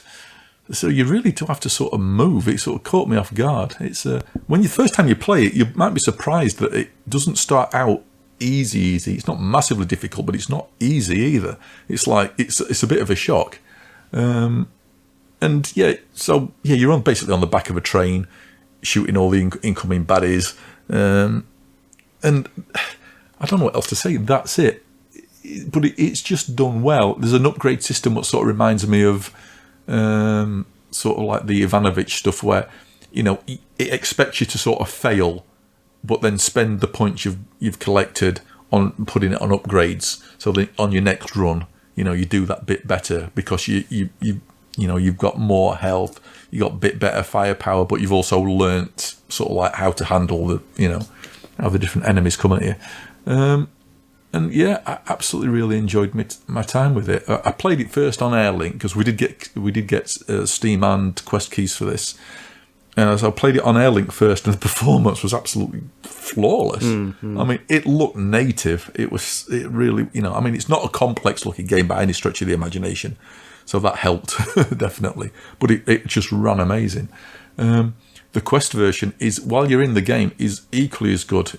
It's flawless while you're playing through the levels, but there's a really odd thing on the Quest one. When you first go into the menu, because you've got you've got your hand, you've got a hand, or I can't remember if it's a hand or your gun when you're in the front end menu, and I could see a double image. So the first time I loaded the Quest version up, I thought, oh no, because honestly, it looked double image, it looked reprojected, and then someone it was like, oh, yeah, this is going to be bad. Instant you start the game, it's smooth, totally smooth. No reprojection. It's flawless, all the way up until you get and beat the first boss. And as soon as you've beat the first boss, before it teleports you onto the next biome, it goes juddery again. It's like, why is this happening? It makes absolutely zero sense. In the points where there's nothing happening, like the menu, and while you're waiting to go on to the next set of stages, it's juddery. But while you're actually playing through the actual game, it's flawless. It's like, that's really strange. So yeah, developers, please sort that out, because you'd have an absolute flawless experience on Quest. If you just get out those two little points, it's very bizarre. And the other thing as well is the high score tables. There's no friends high score tables. You've got you can see who's at the top. You can click a button and see where you are in relation to everybody else. But there's no friends list. Which is it just seems really strange. So that needs adding in. But aside from that, it's was it £12.79 on Steam? Yeah. It's £11 on Quest. And if you like an arcade shooter, it definitely gets a thumbs up from me. Yeah, I've played very small amount of this, but I did play probably more when it was on that Next Fest thing a while ago, and it's basically the same. I mean, it's almost identical, except it seems harder. The final release, that first level, just seemed a lot harder to me. So I don't know if they've changed some of the balancing on that, but I think playing on PC, so I played on my Pimax Crystal, which is ridiculous to play this game on. This is the thing. You just feel, as much as I like the Pimax Crystal for certain games, it's not well suited for certain others. And it ran great, flawless performance in the Pimax Crystal, looked fantastic. But you're moving around, and you mentioned, Rog, it's an active game, and I'm moving around with this massive headset on, and I don't want to play it like that. So I'm going to hold fire till I get the Quest 3, and then probably either play wireless through PC or just play the Quest 3 native version, whatever. But I think it reminds you, just playing on the Crystal, and it is perfect performance, the value of having a game which just works, no stutters, no drop frames, and it's just perfect performance. And this is what we used to have. Do you remember back years ago where they were all aiming for a 970? If it doesn't run completely stutter free on a 970 graphics card, then you're screwed, really. And now it's not like that, and it just reminds you the value of having really good performance, solid performance in games. But the game itself is good. It's a wave shooter, but it is a good one. It is definitely a good one. Yeah. I mean, I love the Borderlands aesthetic to it as well, the cartoony look. Can you guys hear me now? Sorry, I was on mute. I had to go and put the tumble dryer back on. So, a pro podcaster. But I do like the look of it. Like I said, when we played this before on the Next Fest, it was quite good. I definitely didn't last as long as what Roger appears to be lasting. I was before I got killed. And it does give you a good workout as well. Yeah, definitely does. Yeah, because you're dodging. This is the thing. It's a bit like some other games where, I know Space Pirate Trainer. I'll go back to it, but that one you're dodging and you're moving around. Compound, you're dodging and moving around, and this one it is workout. And just spending 10-15 minutes in the Crystal, I'm about dead to be honest. You work up a sweat with it. Yeah, definitely. Also, we have the events at Unity Farm, and I just want to say thank you very much to the dev, as they did provide the Steam key for that. I don't know anything else other than that. Did you guys play this? Right. I've not had a look at it. Yeah, so I'm going to save this one until next time. I wanted to just keep it on the list just to say, basically. So I went in on the Pimax Crystal. There's something here that's interesting. Only played 15 minutes, only because I couldn't progress. There was a bug that I couldn't get past. So there's something it's like a horror vibe kind of experience. I didn't know anything about this until we got the key, and you're going through. Initially, you're playing as this character that is just going through a kind of weird, almost supernatural kind of forest area. You've got it's almost like a Stranger Things vibe as well. You've got this kind of Stranger Things thing going on in the background, which is interesting, but I was just running into problems. So there were some performance problems. Again, I was playing, this is a PC title, and I was playing on the Pimax Crystal, so maybe I wasn't running at particularly high resolution anyway, but maybe I needed to tweak things a little bit further. But performance issues were definitely there with this game. And also, I got to a certain point where you're progressing through the tutorial. It's telling you to pull off you have to take a backpack out to add stuff to your inventory. So you said backpack then. Yes, sorry, I was very close, so you have to take the backpack out and pick up an item and put it in the backpack, as you do in loads of other games. But the problem is that you have to reach and get the backpack with your right hand, but as soon as you let go of the backpack, it will snap back and it will disappear. Right. And the left hand, for some reason, although the left hand was reacting to the grip. It was moving the hand. I couldn't pick up anything with the left hand, so I couldn't have the backpack in one hand, pick something up and put it in, because I had to pick both items up with the right hand. So anyway, I don't know if this was a Pimax problem or if it was just a general bug with the game. I can't tell at this moment in time. Yeah. So yeah, I'll reserve judgment on it. There's something here. I need better performance first off. I'll have to have a look at it. It does seem familiar. I might have seen this on a trailer for like Upload or Showcase, or it does look familiar with the girl standing with a teddy bear. Yeah, I think I have seen the trailer for this somewhere before. So yeah, I'm sure it's been showcased somewhere. But yeah, I've got to reserve judgment at this point in time. I just couldn't get past that part. So yeah, I gave up. But maybe it'll work better with a different headset. I'll give it a go. I'll give it a try and see what it's like on the DPVR and report back and see how I get on with it. But yeah, I think that's pretty much it. Apart from I mean, Gary's. Have you been playing apart from playing like Hogwarts Legacy and Roger playing Final Fantasy for the last 8 days? I mean, I've only played a bit of GoldenEye at the Retro Cups, and I played a bit of Mario Kart on the Nintendo 64. Yeah. There's been a couple of other things, isn't there? But we need more time with them. There's been Alvo, which we'll reserve judgment on because we had. Long story short, we had more trouble trying to get into a game. We had a terrible time. A lot of trouble time with it, but we need to go back into the full release because by all accounts, everybody loves that one. Giving it very Call of Duty vibes, aren't they? My initial thought was Pavlov and Contractors are way better, but again, not spent enough time with it to we had a few quirky issues which were quite funny, and we did try to get some footage, but it's just mainly me and Rog. Yeah. But then there's that Outer Hand as well, which there's Outer Hand as well, which is it Outer Hand? Yeah, the little purple monster, the purple thing with arms. Yeah, and I mean, wrong. I literally got stuck about 15 minutes in. I actually went the other day and watched a video of somebody, and they got to the same point, and they somehow managed to sort of fluke the way up other bits of the wall. They didn't actually go the route it's looking like you're supposed to. They managed to sort of get stuck on the wall and then propel themselves up from that. So they fluked the way up the bit I was stuck at. Although I've got a feeling that it explains something to do that it either went by too quickly or I didn't pick up on. It explains a move that you can do to maybe jump higher. I don't know. But again, I've not played enough of it to sort of to have a proper opinion we'll get into that on the once I've got a Quest 3, I want to give that a quick try as well. So yeah. Moving on to news from the past 3 weeks, which is Meta are yet again shutting down games. Dead and Buried games, right? As well as is it BOGO? That rings a bell. I'm not sure about the Dead and Buried ones though. Which one's that? Well, what, Dead and Buried or BOGO? Oh, Dead and Buried games. Oh yeah, the Dead and Buried games. Both of them. Both of them. Oh, both. Yes. Yeah, is it both? Both of them. I've seen people saying both now. Yes. No.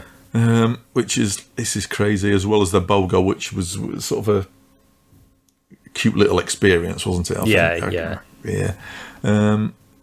Now there was a guy on Reddit who said he'd worked on BOGO, and he gave the reason being that there was some problem with the new version of the Quest 3 OS. And compatibility with older Unreal titles. All right. Which seems a bit bizarre that they're not shutting these down to, what is it? Is it February or March of next year or something? Yeah. So if that much of a problem, why are they waiting that long? Yeah, I don't know. I don't know. I was, because I saw that thread on Reddit, I was thinking, does it mean... And it didn't, because the way it was worded, I missed a word out basically on what he was saying. But initially I was thinking, does that mean that all Quest 2 games need some kind of like basic update in order to just work on the Quest 3? And that's not what he was saying at all. But that's what I misinterpreted it initially. But I don't know if it just means that based on various updates that are going to be coming over the next months and stuff, that it will eventually break, and that's why they're shutting it down. Maybe. But it's a weird one.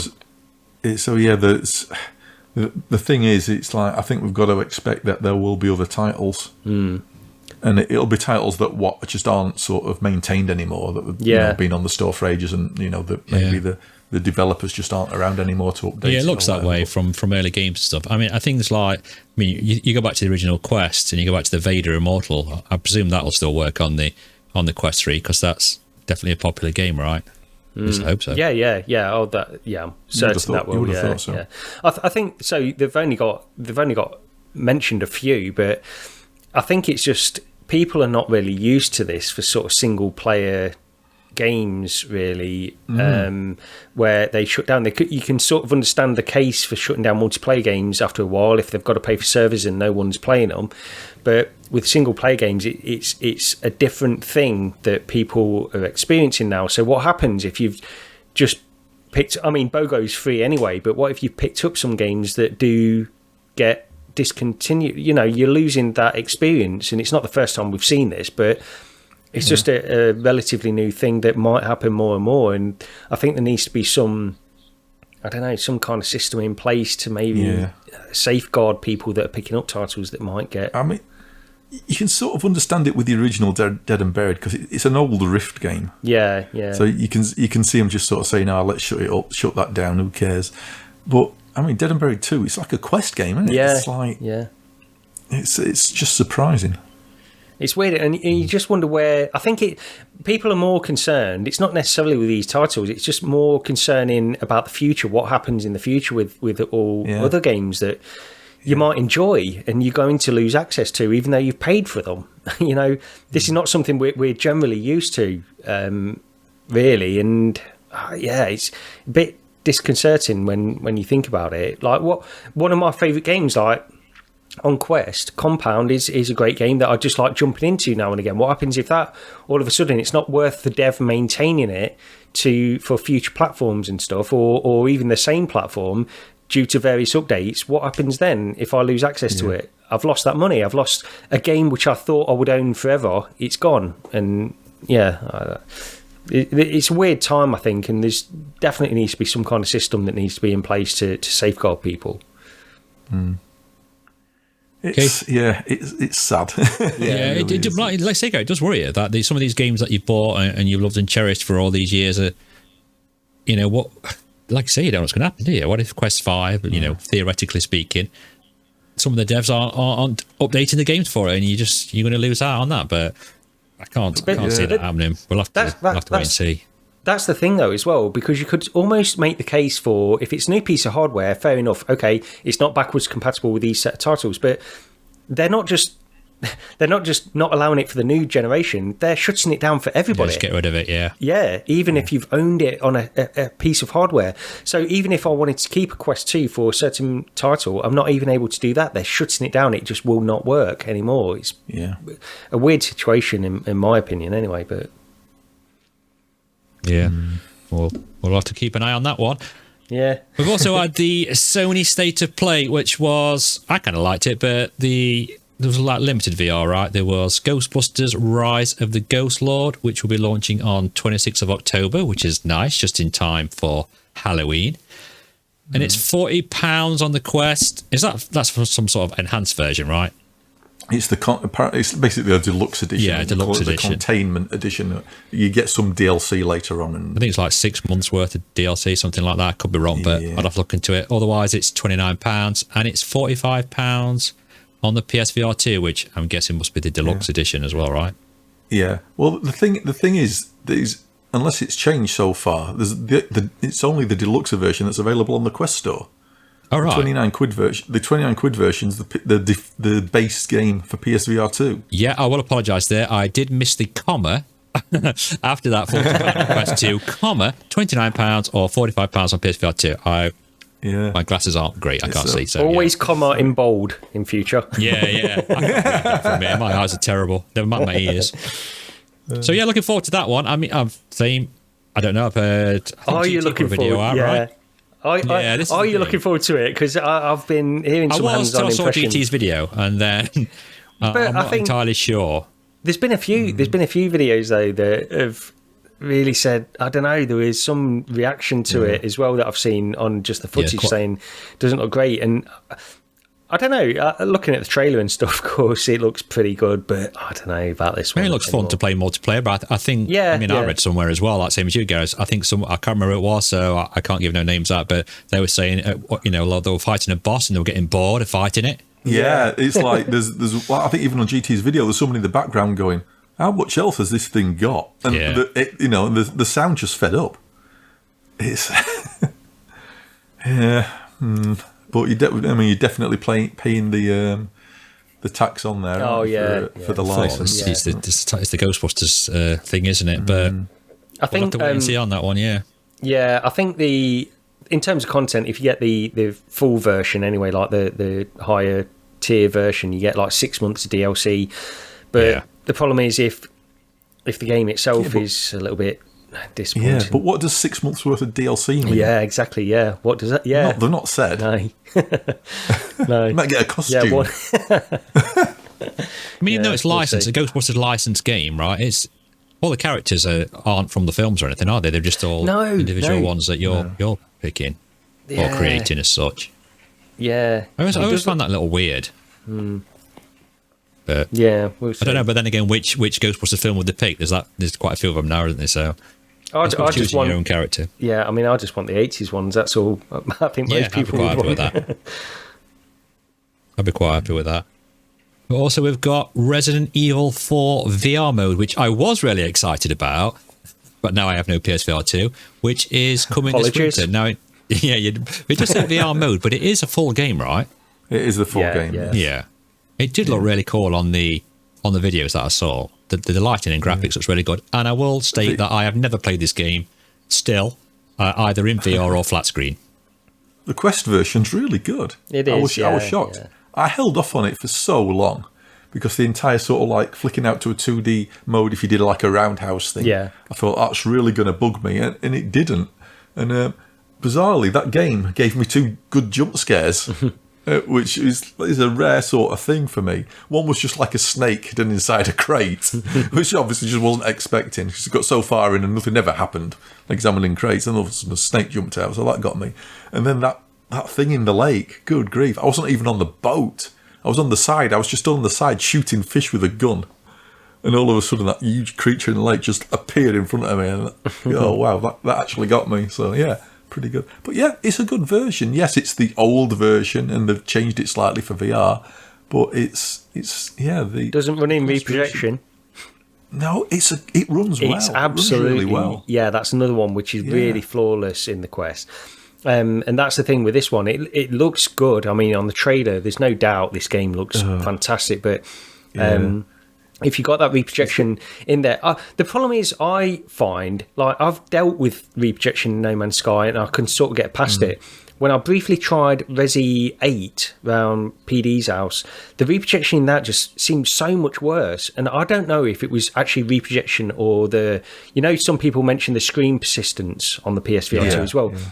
Because it was a lot of dark colours and this kind of stuff. I don't know if that's contributing to how it looks. So well, it's probably a combination of both. Yeah, this is a problem with reprojection. It's like with Synapse, it never bothered me because there's so much action going on. Generally, I could get distracted enough to forget about it for a while. Yeah.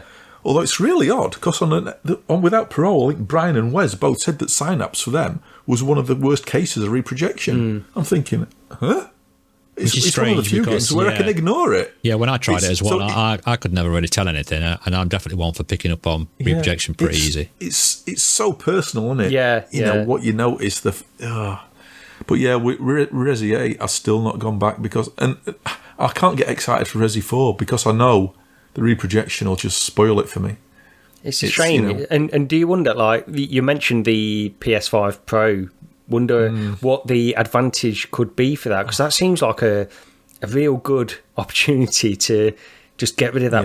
Because they don't need to get that. I mean, I understand they need to get like a 50% frame rate increase to get to those 90. If they could just get to 90 in some stuff, it would be fantastic, really. But it might be too much. And again, when comparing it to like a really expensive PC build and stuff like that, you have to take compromises here and there. But if it's ruining at least part of the experience in certain games. It is a problem, and this is the thing with this, with this trailer, because you're looking at it now, looking how good it looks. You know automatically you're thinking it's going to be reprojected. This is it can't look this good and be at 90 or something like that. No, it won't be. Sorry, my daughter's just took her head around the door. Yes, I won't be long. Yeah. Okay. Yes, bye. Yes, I am still. I've got the headset on. Of course, I'm recording. Right. Yeah. I'm not even good about quitting that out. Yeah. Okay. So apologies about that. Upcoming games. Well, there is a plethora of upcoming games. Obviously, when the Quest 3 gets released, but we have got down here. This is one for Rog, or maybe Gary as well. Probably is Ghost Signal. A Stellaris game is coming to PSVR 2 on the 5th of October. Yeah. Yes, one of my favourite games of the year, because it came as a surprise because I wasn't expecting to even like it, and I spent hours in this. I was going in on the Quest version. I was going in to do the daily runs as well. So it was really enjoyed it. I just don't want to try and oversell it. No, I think I think you're right. It's a good game. That's the thing. It's just a good game, which is not like gonna. I don't think it'll blow anybody away, this one, necessarily, but it's just enjoyable. I think it might work better as a mobile game, because you're maybe not as expecting as much. Yeah. Maybe on maybe on PSVR 2, It's going to be updated though, right? They're updating the graphics and they're updating a few other bits. I mean, what quite impressed me when I played it was the 3D depth and the actual scale and how all the sky and thing look, Yeah, because you've got a lot of small items in a very close proximity to your head, haven't they? And for some reason, that always sort of seems to enhance the 3D-ness when you've got lots of small things right in front of you. Yeah, I noticed how good that was. It was really good. Yeah, but I don't think I'll be double dipping into it. No. I won't buy it again. But it is a good game. It's nice to see that they're porting it across. Well, I say porting, improving it as such, but then it might be improved as such on the Quest 3 with that little graphical bump. True. That Ghost Signal, there's no reason that should not be running at native 120 on PSVR 2. Yeah. It's got to be. If that's reprojected... I don't even care if it's 90, 120, I don't care, but as long as it's not reprojected, it shouldn't be, it can't be. I can see the difference on that between 90 and 120 on PSVR 2. Yeah. On 90, I can see the persistence. Okay. It doesn't bother me. Yeah. It doesn't bother me, but I can see it. Whereas 120, it's enough for me to get to the point where it's like, no, I don't. I just don't notice it. I mean, touching on that briefly, we mentioned Alvo earlier on. There was an option in that, right, Rog, which had a 90 or a 62 120 reprojected, which we were both amazed at, and hopefully more developers take this on board and try to accommodate this into their games. Yeah, although in all honesty, the only thing that actually, because it started out at 90 native, and then you could, if you want, you can switch it to 60 reprojected, but there didn't seem to be any reason to do that. It ran fine. The only thing it meant was you were now running in a reprojected mode. The upside is if you're recording video, if you like YouTube or whatever, being able to record at a native frame pace 60 FPS is good. Yeah. It's nice to have that option because you're going to get nicer quality video. That's what it all comes down to. You look at all these videos of PSVR 2 and they're all so smooth because they're all recording at that reprojection, but it's 60 frames per second and it looks absolutely fantastic on YouTube. But it's not. Yeah, it doesn't give a representation of what you're actually seeing in the headset. That's the thing, right? No. And I think that's about it, apart from we've got a few little miscellaneous things. Bits, I'll save that little bit where I mentioned till last because it might go off on one a little bit. But I've got to try and pronounce this right. Varjo Aero. Have I done that right? Yeah, I think I asked about this. So it's Varjo. It's Varjo Aero. Yeah, I knew it no matter what I said. According to a Varjo representative, that's how you pronounce it. Varjo Aero, yeah. And it's had a 50% price cut, bringing it down to $990, which is still quite expensive and up there. Expensive, but yeah.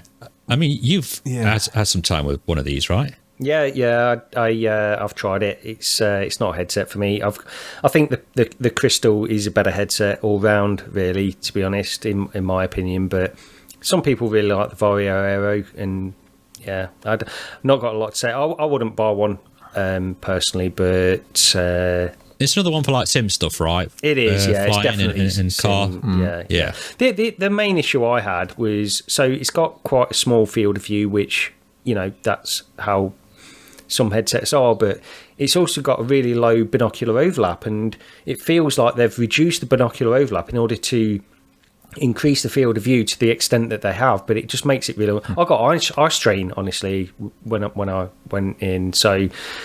but some people really swear by it, so, everybody's different, as we've mentioned before, so, yeah, you might get some value out of it, but, yeah.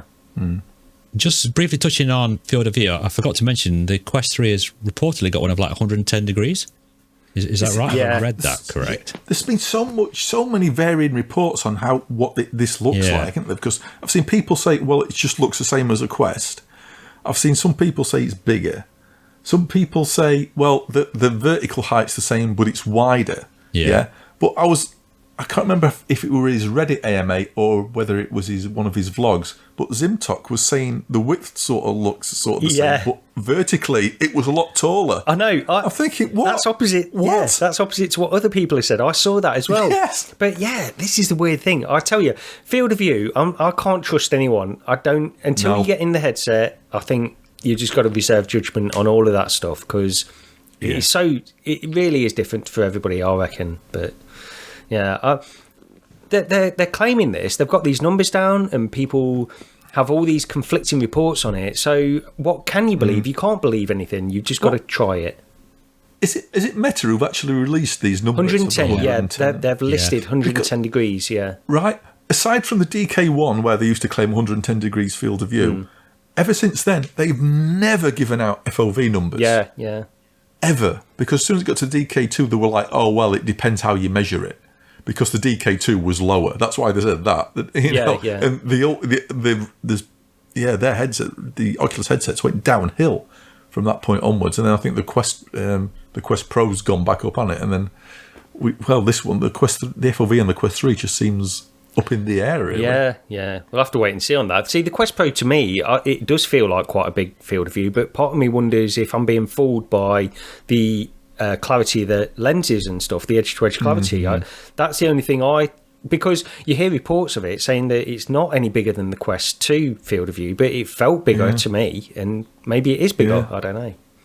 Now, maybe with these pancake lenses, it gives the illusion of it, but I'd be surprised. I'd be really surprised if it's the same as the Quest 2, because if you go from a PSVR 2 back to a Quest 2, you can tell a massive difference from that. Oh, yeah, it's instantly, it's horrible PSVR going back like that, back. isn't it? Yeah, it's about 110, isn't it, for the PSVR 2? I'm not sure. Yeah, it's a good field of view on the PSVR 2, and I'd say that's about the same as a Valve Index. And some people were quoting, I can't remember which article it was actually, that quoted about the same as a Valve Index or a PSVR 2. So if it gets up to that level, I'm more than happy with that. God, yeah. If it's in the sort of region of the if it's like a PSVR 2, I'll be sort of happy. Yeah. Which is sort of shocking considering, like, going back to the Rift CV1 days, where you had Abrush saying, in 4 to 5 years, headsets will be 140 degrees and all this and that. And it's just like, and we've sort of been, Pimax and their weird headsets aside, we've sort of been stuck in this sort of range, haven't we? I think the Pico was like maybe 105. I'm not sure, but I could definitely tell the difference between the Pico and the Quest 2 as well. Maybe it is the pancake lenses what's making this difference. To it, but I'm hoping it's a decent FOV. I'm sure it will be. I think it will be either way. I have faith in you, Mark. You won't let me down. Yeah, I remember you saying that quite a lot on that video when we were watching the MetaConnect. I'm pretty sure you were saying that quite a lot, Lee. Saying, I was praising him. I was definitely praising him, all the time, especially Boz. I'm a big fan of Boz. That's where all the F-bombs were coming from. You're saying that I think so. I effing love this guy. Majority of them. Talking of Abrush, though, did you watch any more of the MetaConnect video stuff? No, I didn't even watch the second day. Did you guys watch the second day of it? I've got to catch up on some. No, I've not seen anything really. No. But I watched some of the other stuff because there was a buzz with Abrush, and I was expecting Abrush to go off on. He used to do like all these predictions, didn't he? He'd spend like half an hour talking about stuff and where it'd be and where we're going. And this one, it was just like it felt like a 5 or 10 minute sort of nostalgic look back to the early days, and then that was it. So I don't know if they've told him to stop making wild predictions anymore, or I don't know why they would. See that's one of the best aspects of what they used to be when Airbrush would get up, and even if he's wrong, it doesn't really matter, does it? Who cares? I think it's interesting to think about that stuff. He's like one of the last remaining people, isn't he, from the original team, I suppose. I mean, Mark mentioned briefly, didn't he, at the beginning about holograms sat around tables and NPCs as AI holograms and all that. And I made a few one-word comments. You have to look at the video, Rog, you'll see. I think I timed that pretty well. But yeah. But no, I didn't watch today. I mean, we got as far as, I think, the woman with a cat on the T-shirt, and she wanted about to take a picture of a cat or something. And, I think I was mentally and physically just drained after watching all that up to that. But then we've had... Oh, sorry, go on, Rog. I'm about to say, I did actually go into Horizon to check out the after the fact. The legs. The sort of like the you could watch it in Horizon, basically. Ah, right. The event, yeah, the event, yeah. And it was 3D, although there wasn't a lot of depth, maybe because the cameras were quite far back. But it was clear. It was, it was surprisingly sort of decent quality. I only watched 5 minutes of it just to sort of check it out. Yeah. But good grief, Horizon performance, it's still trash. It's awful. It's like, oh, come on. It's like, oh, kill it already. You take it around the back of the barn with a double barrel. It's. You wonder how because if that's the thing that they really do want to eventually push, why wouldn't they just optimize? And I don't know. It's easy to say. Maybe it's more difficult to do, but they've got a minimum bar of what they want it to look like, and they just can't get it running on the Quest at that level. Which it's getting better. Yeah, it is. I wouldn't say substantially better from when I first tried it, because it's always been janky, but it is improving. But it's still not something. I mean, it's not aimed at our age range, right? Can I say that? It's the performance, though. The performance is just unacceptable.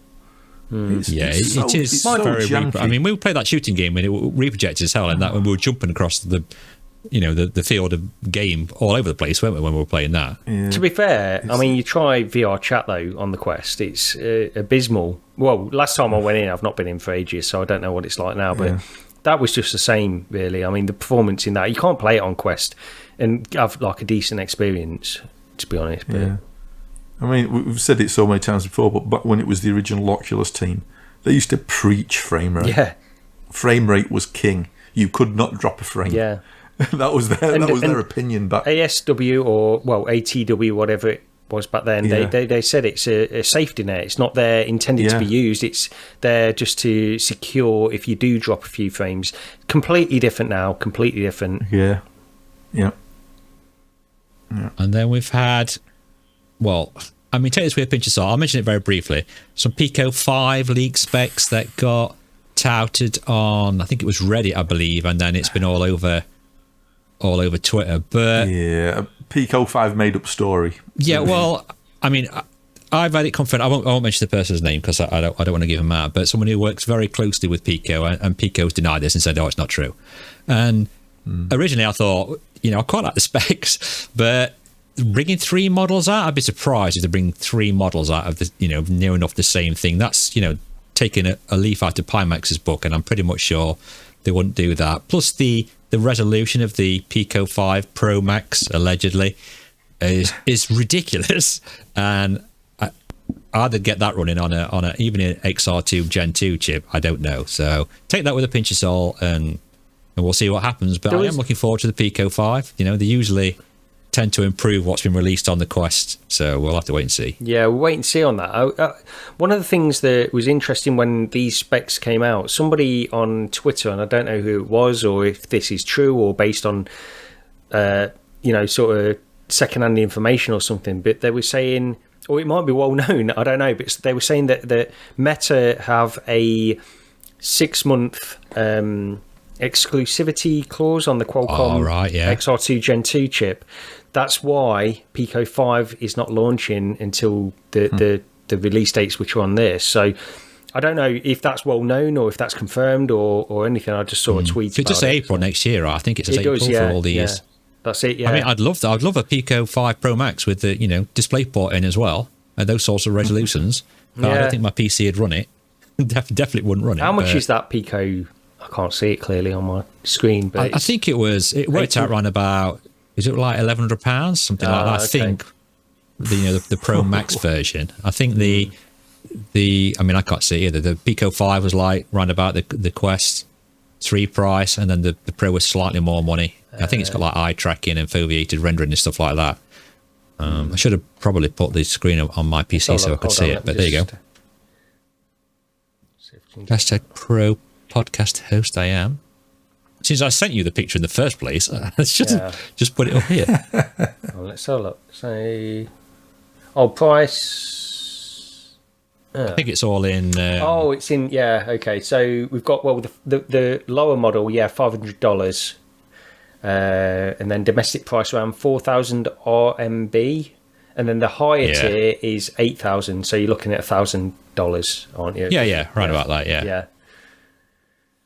Well, it's another one of those where it would be nice if it was true, but I'm kind of being told by Pico, well, not me personally, but someone else who works very close has been told, don't believe none of it. None of it's true. So no, it wouldn't surprise me if it's not true, but let's hope it is, and we get that Pico 5 Pro Max, because I really want one of those now. Yeah, it'd be nice to get that DisplayPort just as an option, wouldn't it? Yeah, in one of these headsets. We can live and dream. That it just kind of sounded like a really good spec for a PC VR, but yeah, there we go. Very quickly, I wanted to touch briefly, because I know Roger's probably already passing out because he's not very well, but on the thoughts of MR, I had this thought earlier on today. I mean, I am on certain medication, so you have to bear with me on this one. That wouldn't it be great if you load up your Quest 3, for example, and then you'll click a button and it'll pop a holodeck door right in front of you, dematerialize everything else. So all you've got is that holodeck door in front of you. You can walk around the holodeck door and you can come to the front. And on the front display, you can click, I don't know, for example, to play your favorite VR game, Walkabout Mini Golf, and you'll click on that. And let's say you guys are already playing it in VR. So you've already got your headsets on in VR. You're already there waiting at the shack for me.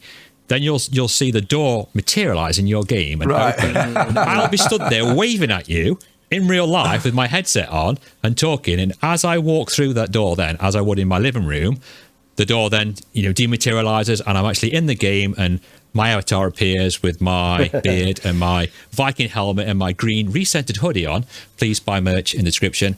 And it would be like that. I thought that would be like a kind of cool way to get into a multiplayer game. So it's like a launcher, basically. It's like a it's like a launcher. Cool, I mean, it's not it's not an exact representation of the exact holodeck in like Star Trek Next Generation for copyright reasons. It's slightly different, but I had that idea today. That'd be kind of cool. Well, that leads into like a thought where everything you do get this impression where you just wonder, you remember we had these homes like Oculus Home and stuff like that where you go in and set everything up, and that could be used as like a launcher. So you pick up the game that you want to play, put it in the old retro console, and then you launch into it.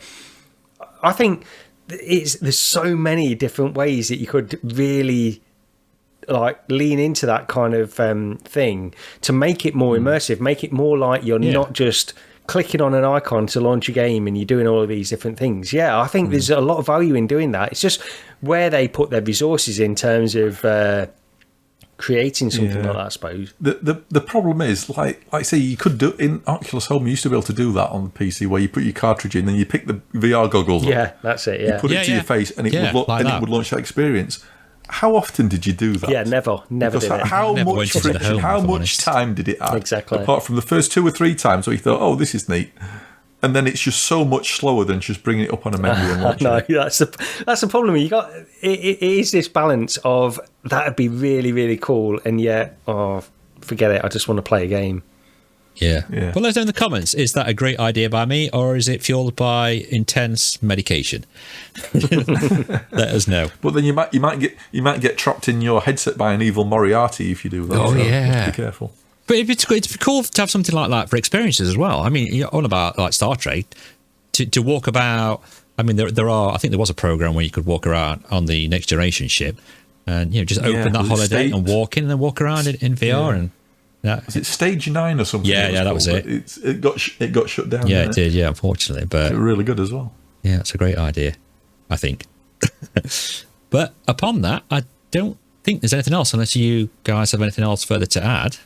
Only to add, did we not mention it at the beginning? I don't think we did, but this is the last. This is why episode. I am the number one podcast host. Yeah, carry on. I tell you what, Lee, I think you've done an absolute sterling job today, to be honest, as the host. I think you're the new host, so we're done. You're very, very kind of you to say that. No, I was just going to say, yeah, so this is the last episode, which is on Immerse Robot, my channel.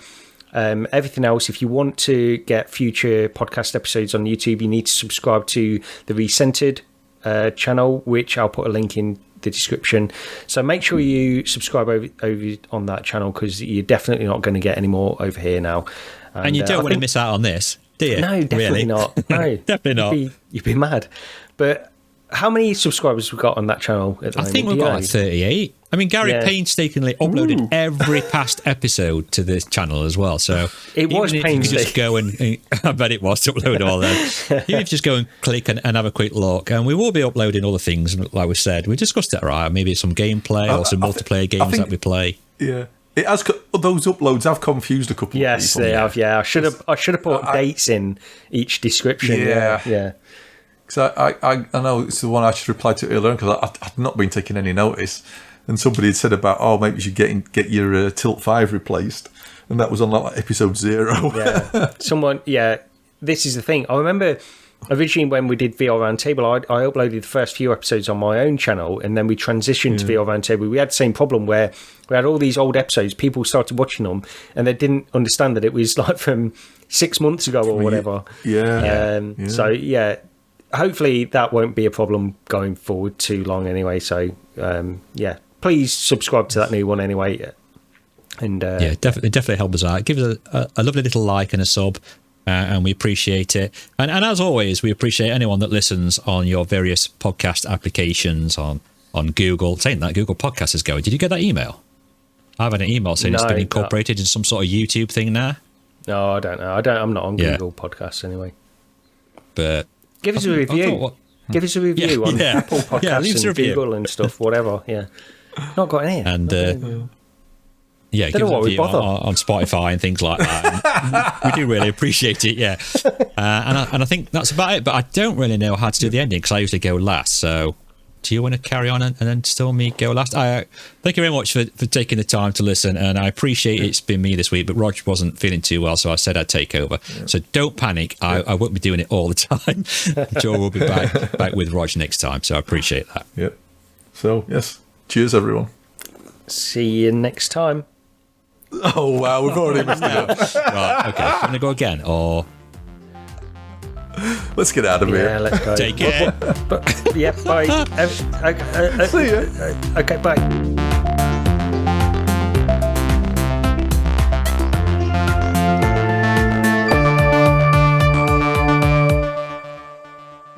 What the Zuck is going on? Zuck because me? there's metaconnect.com, and that's...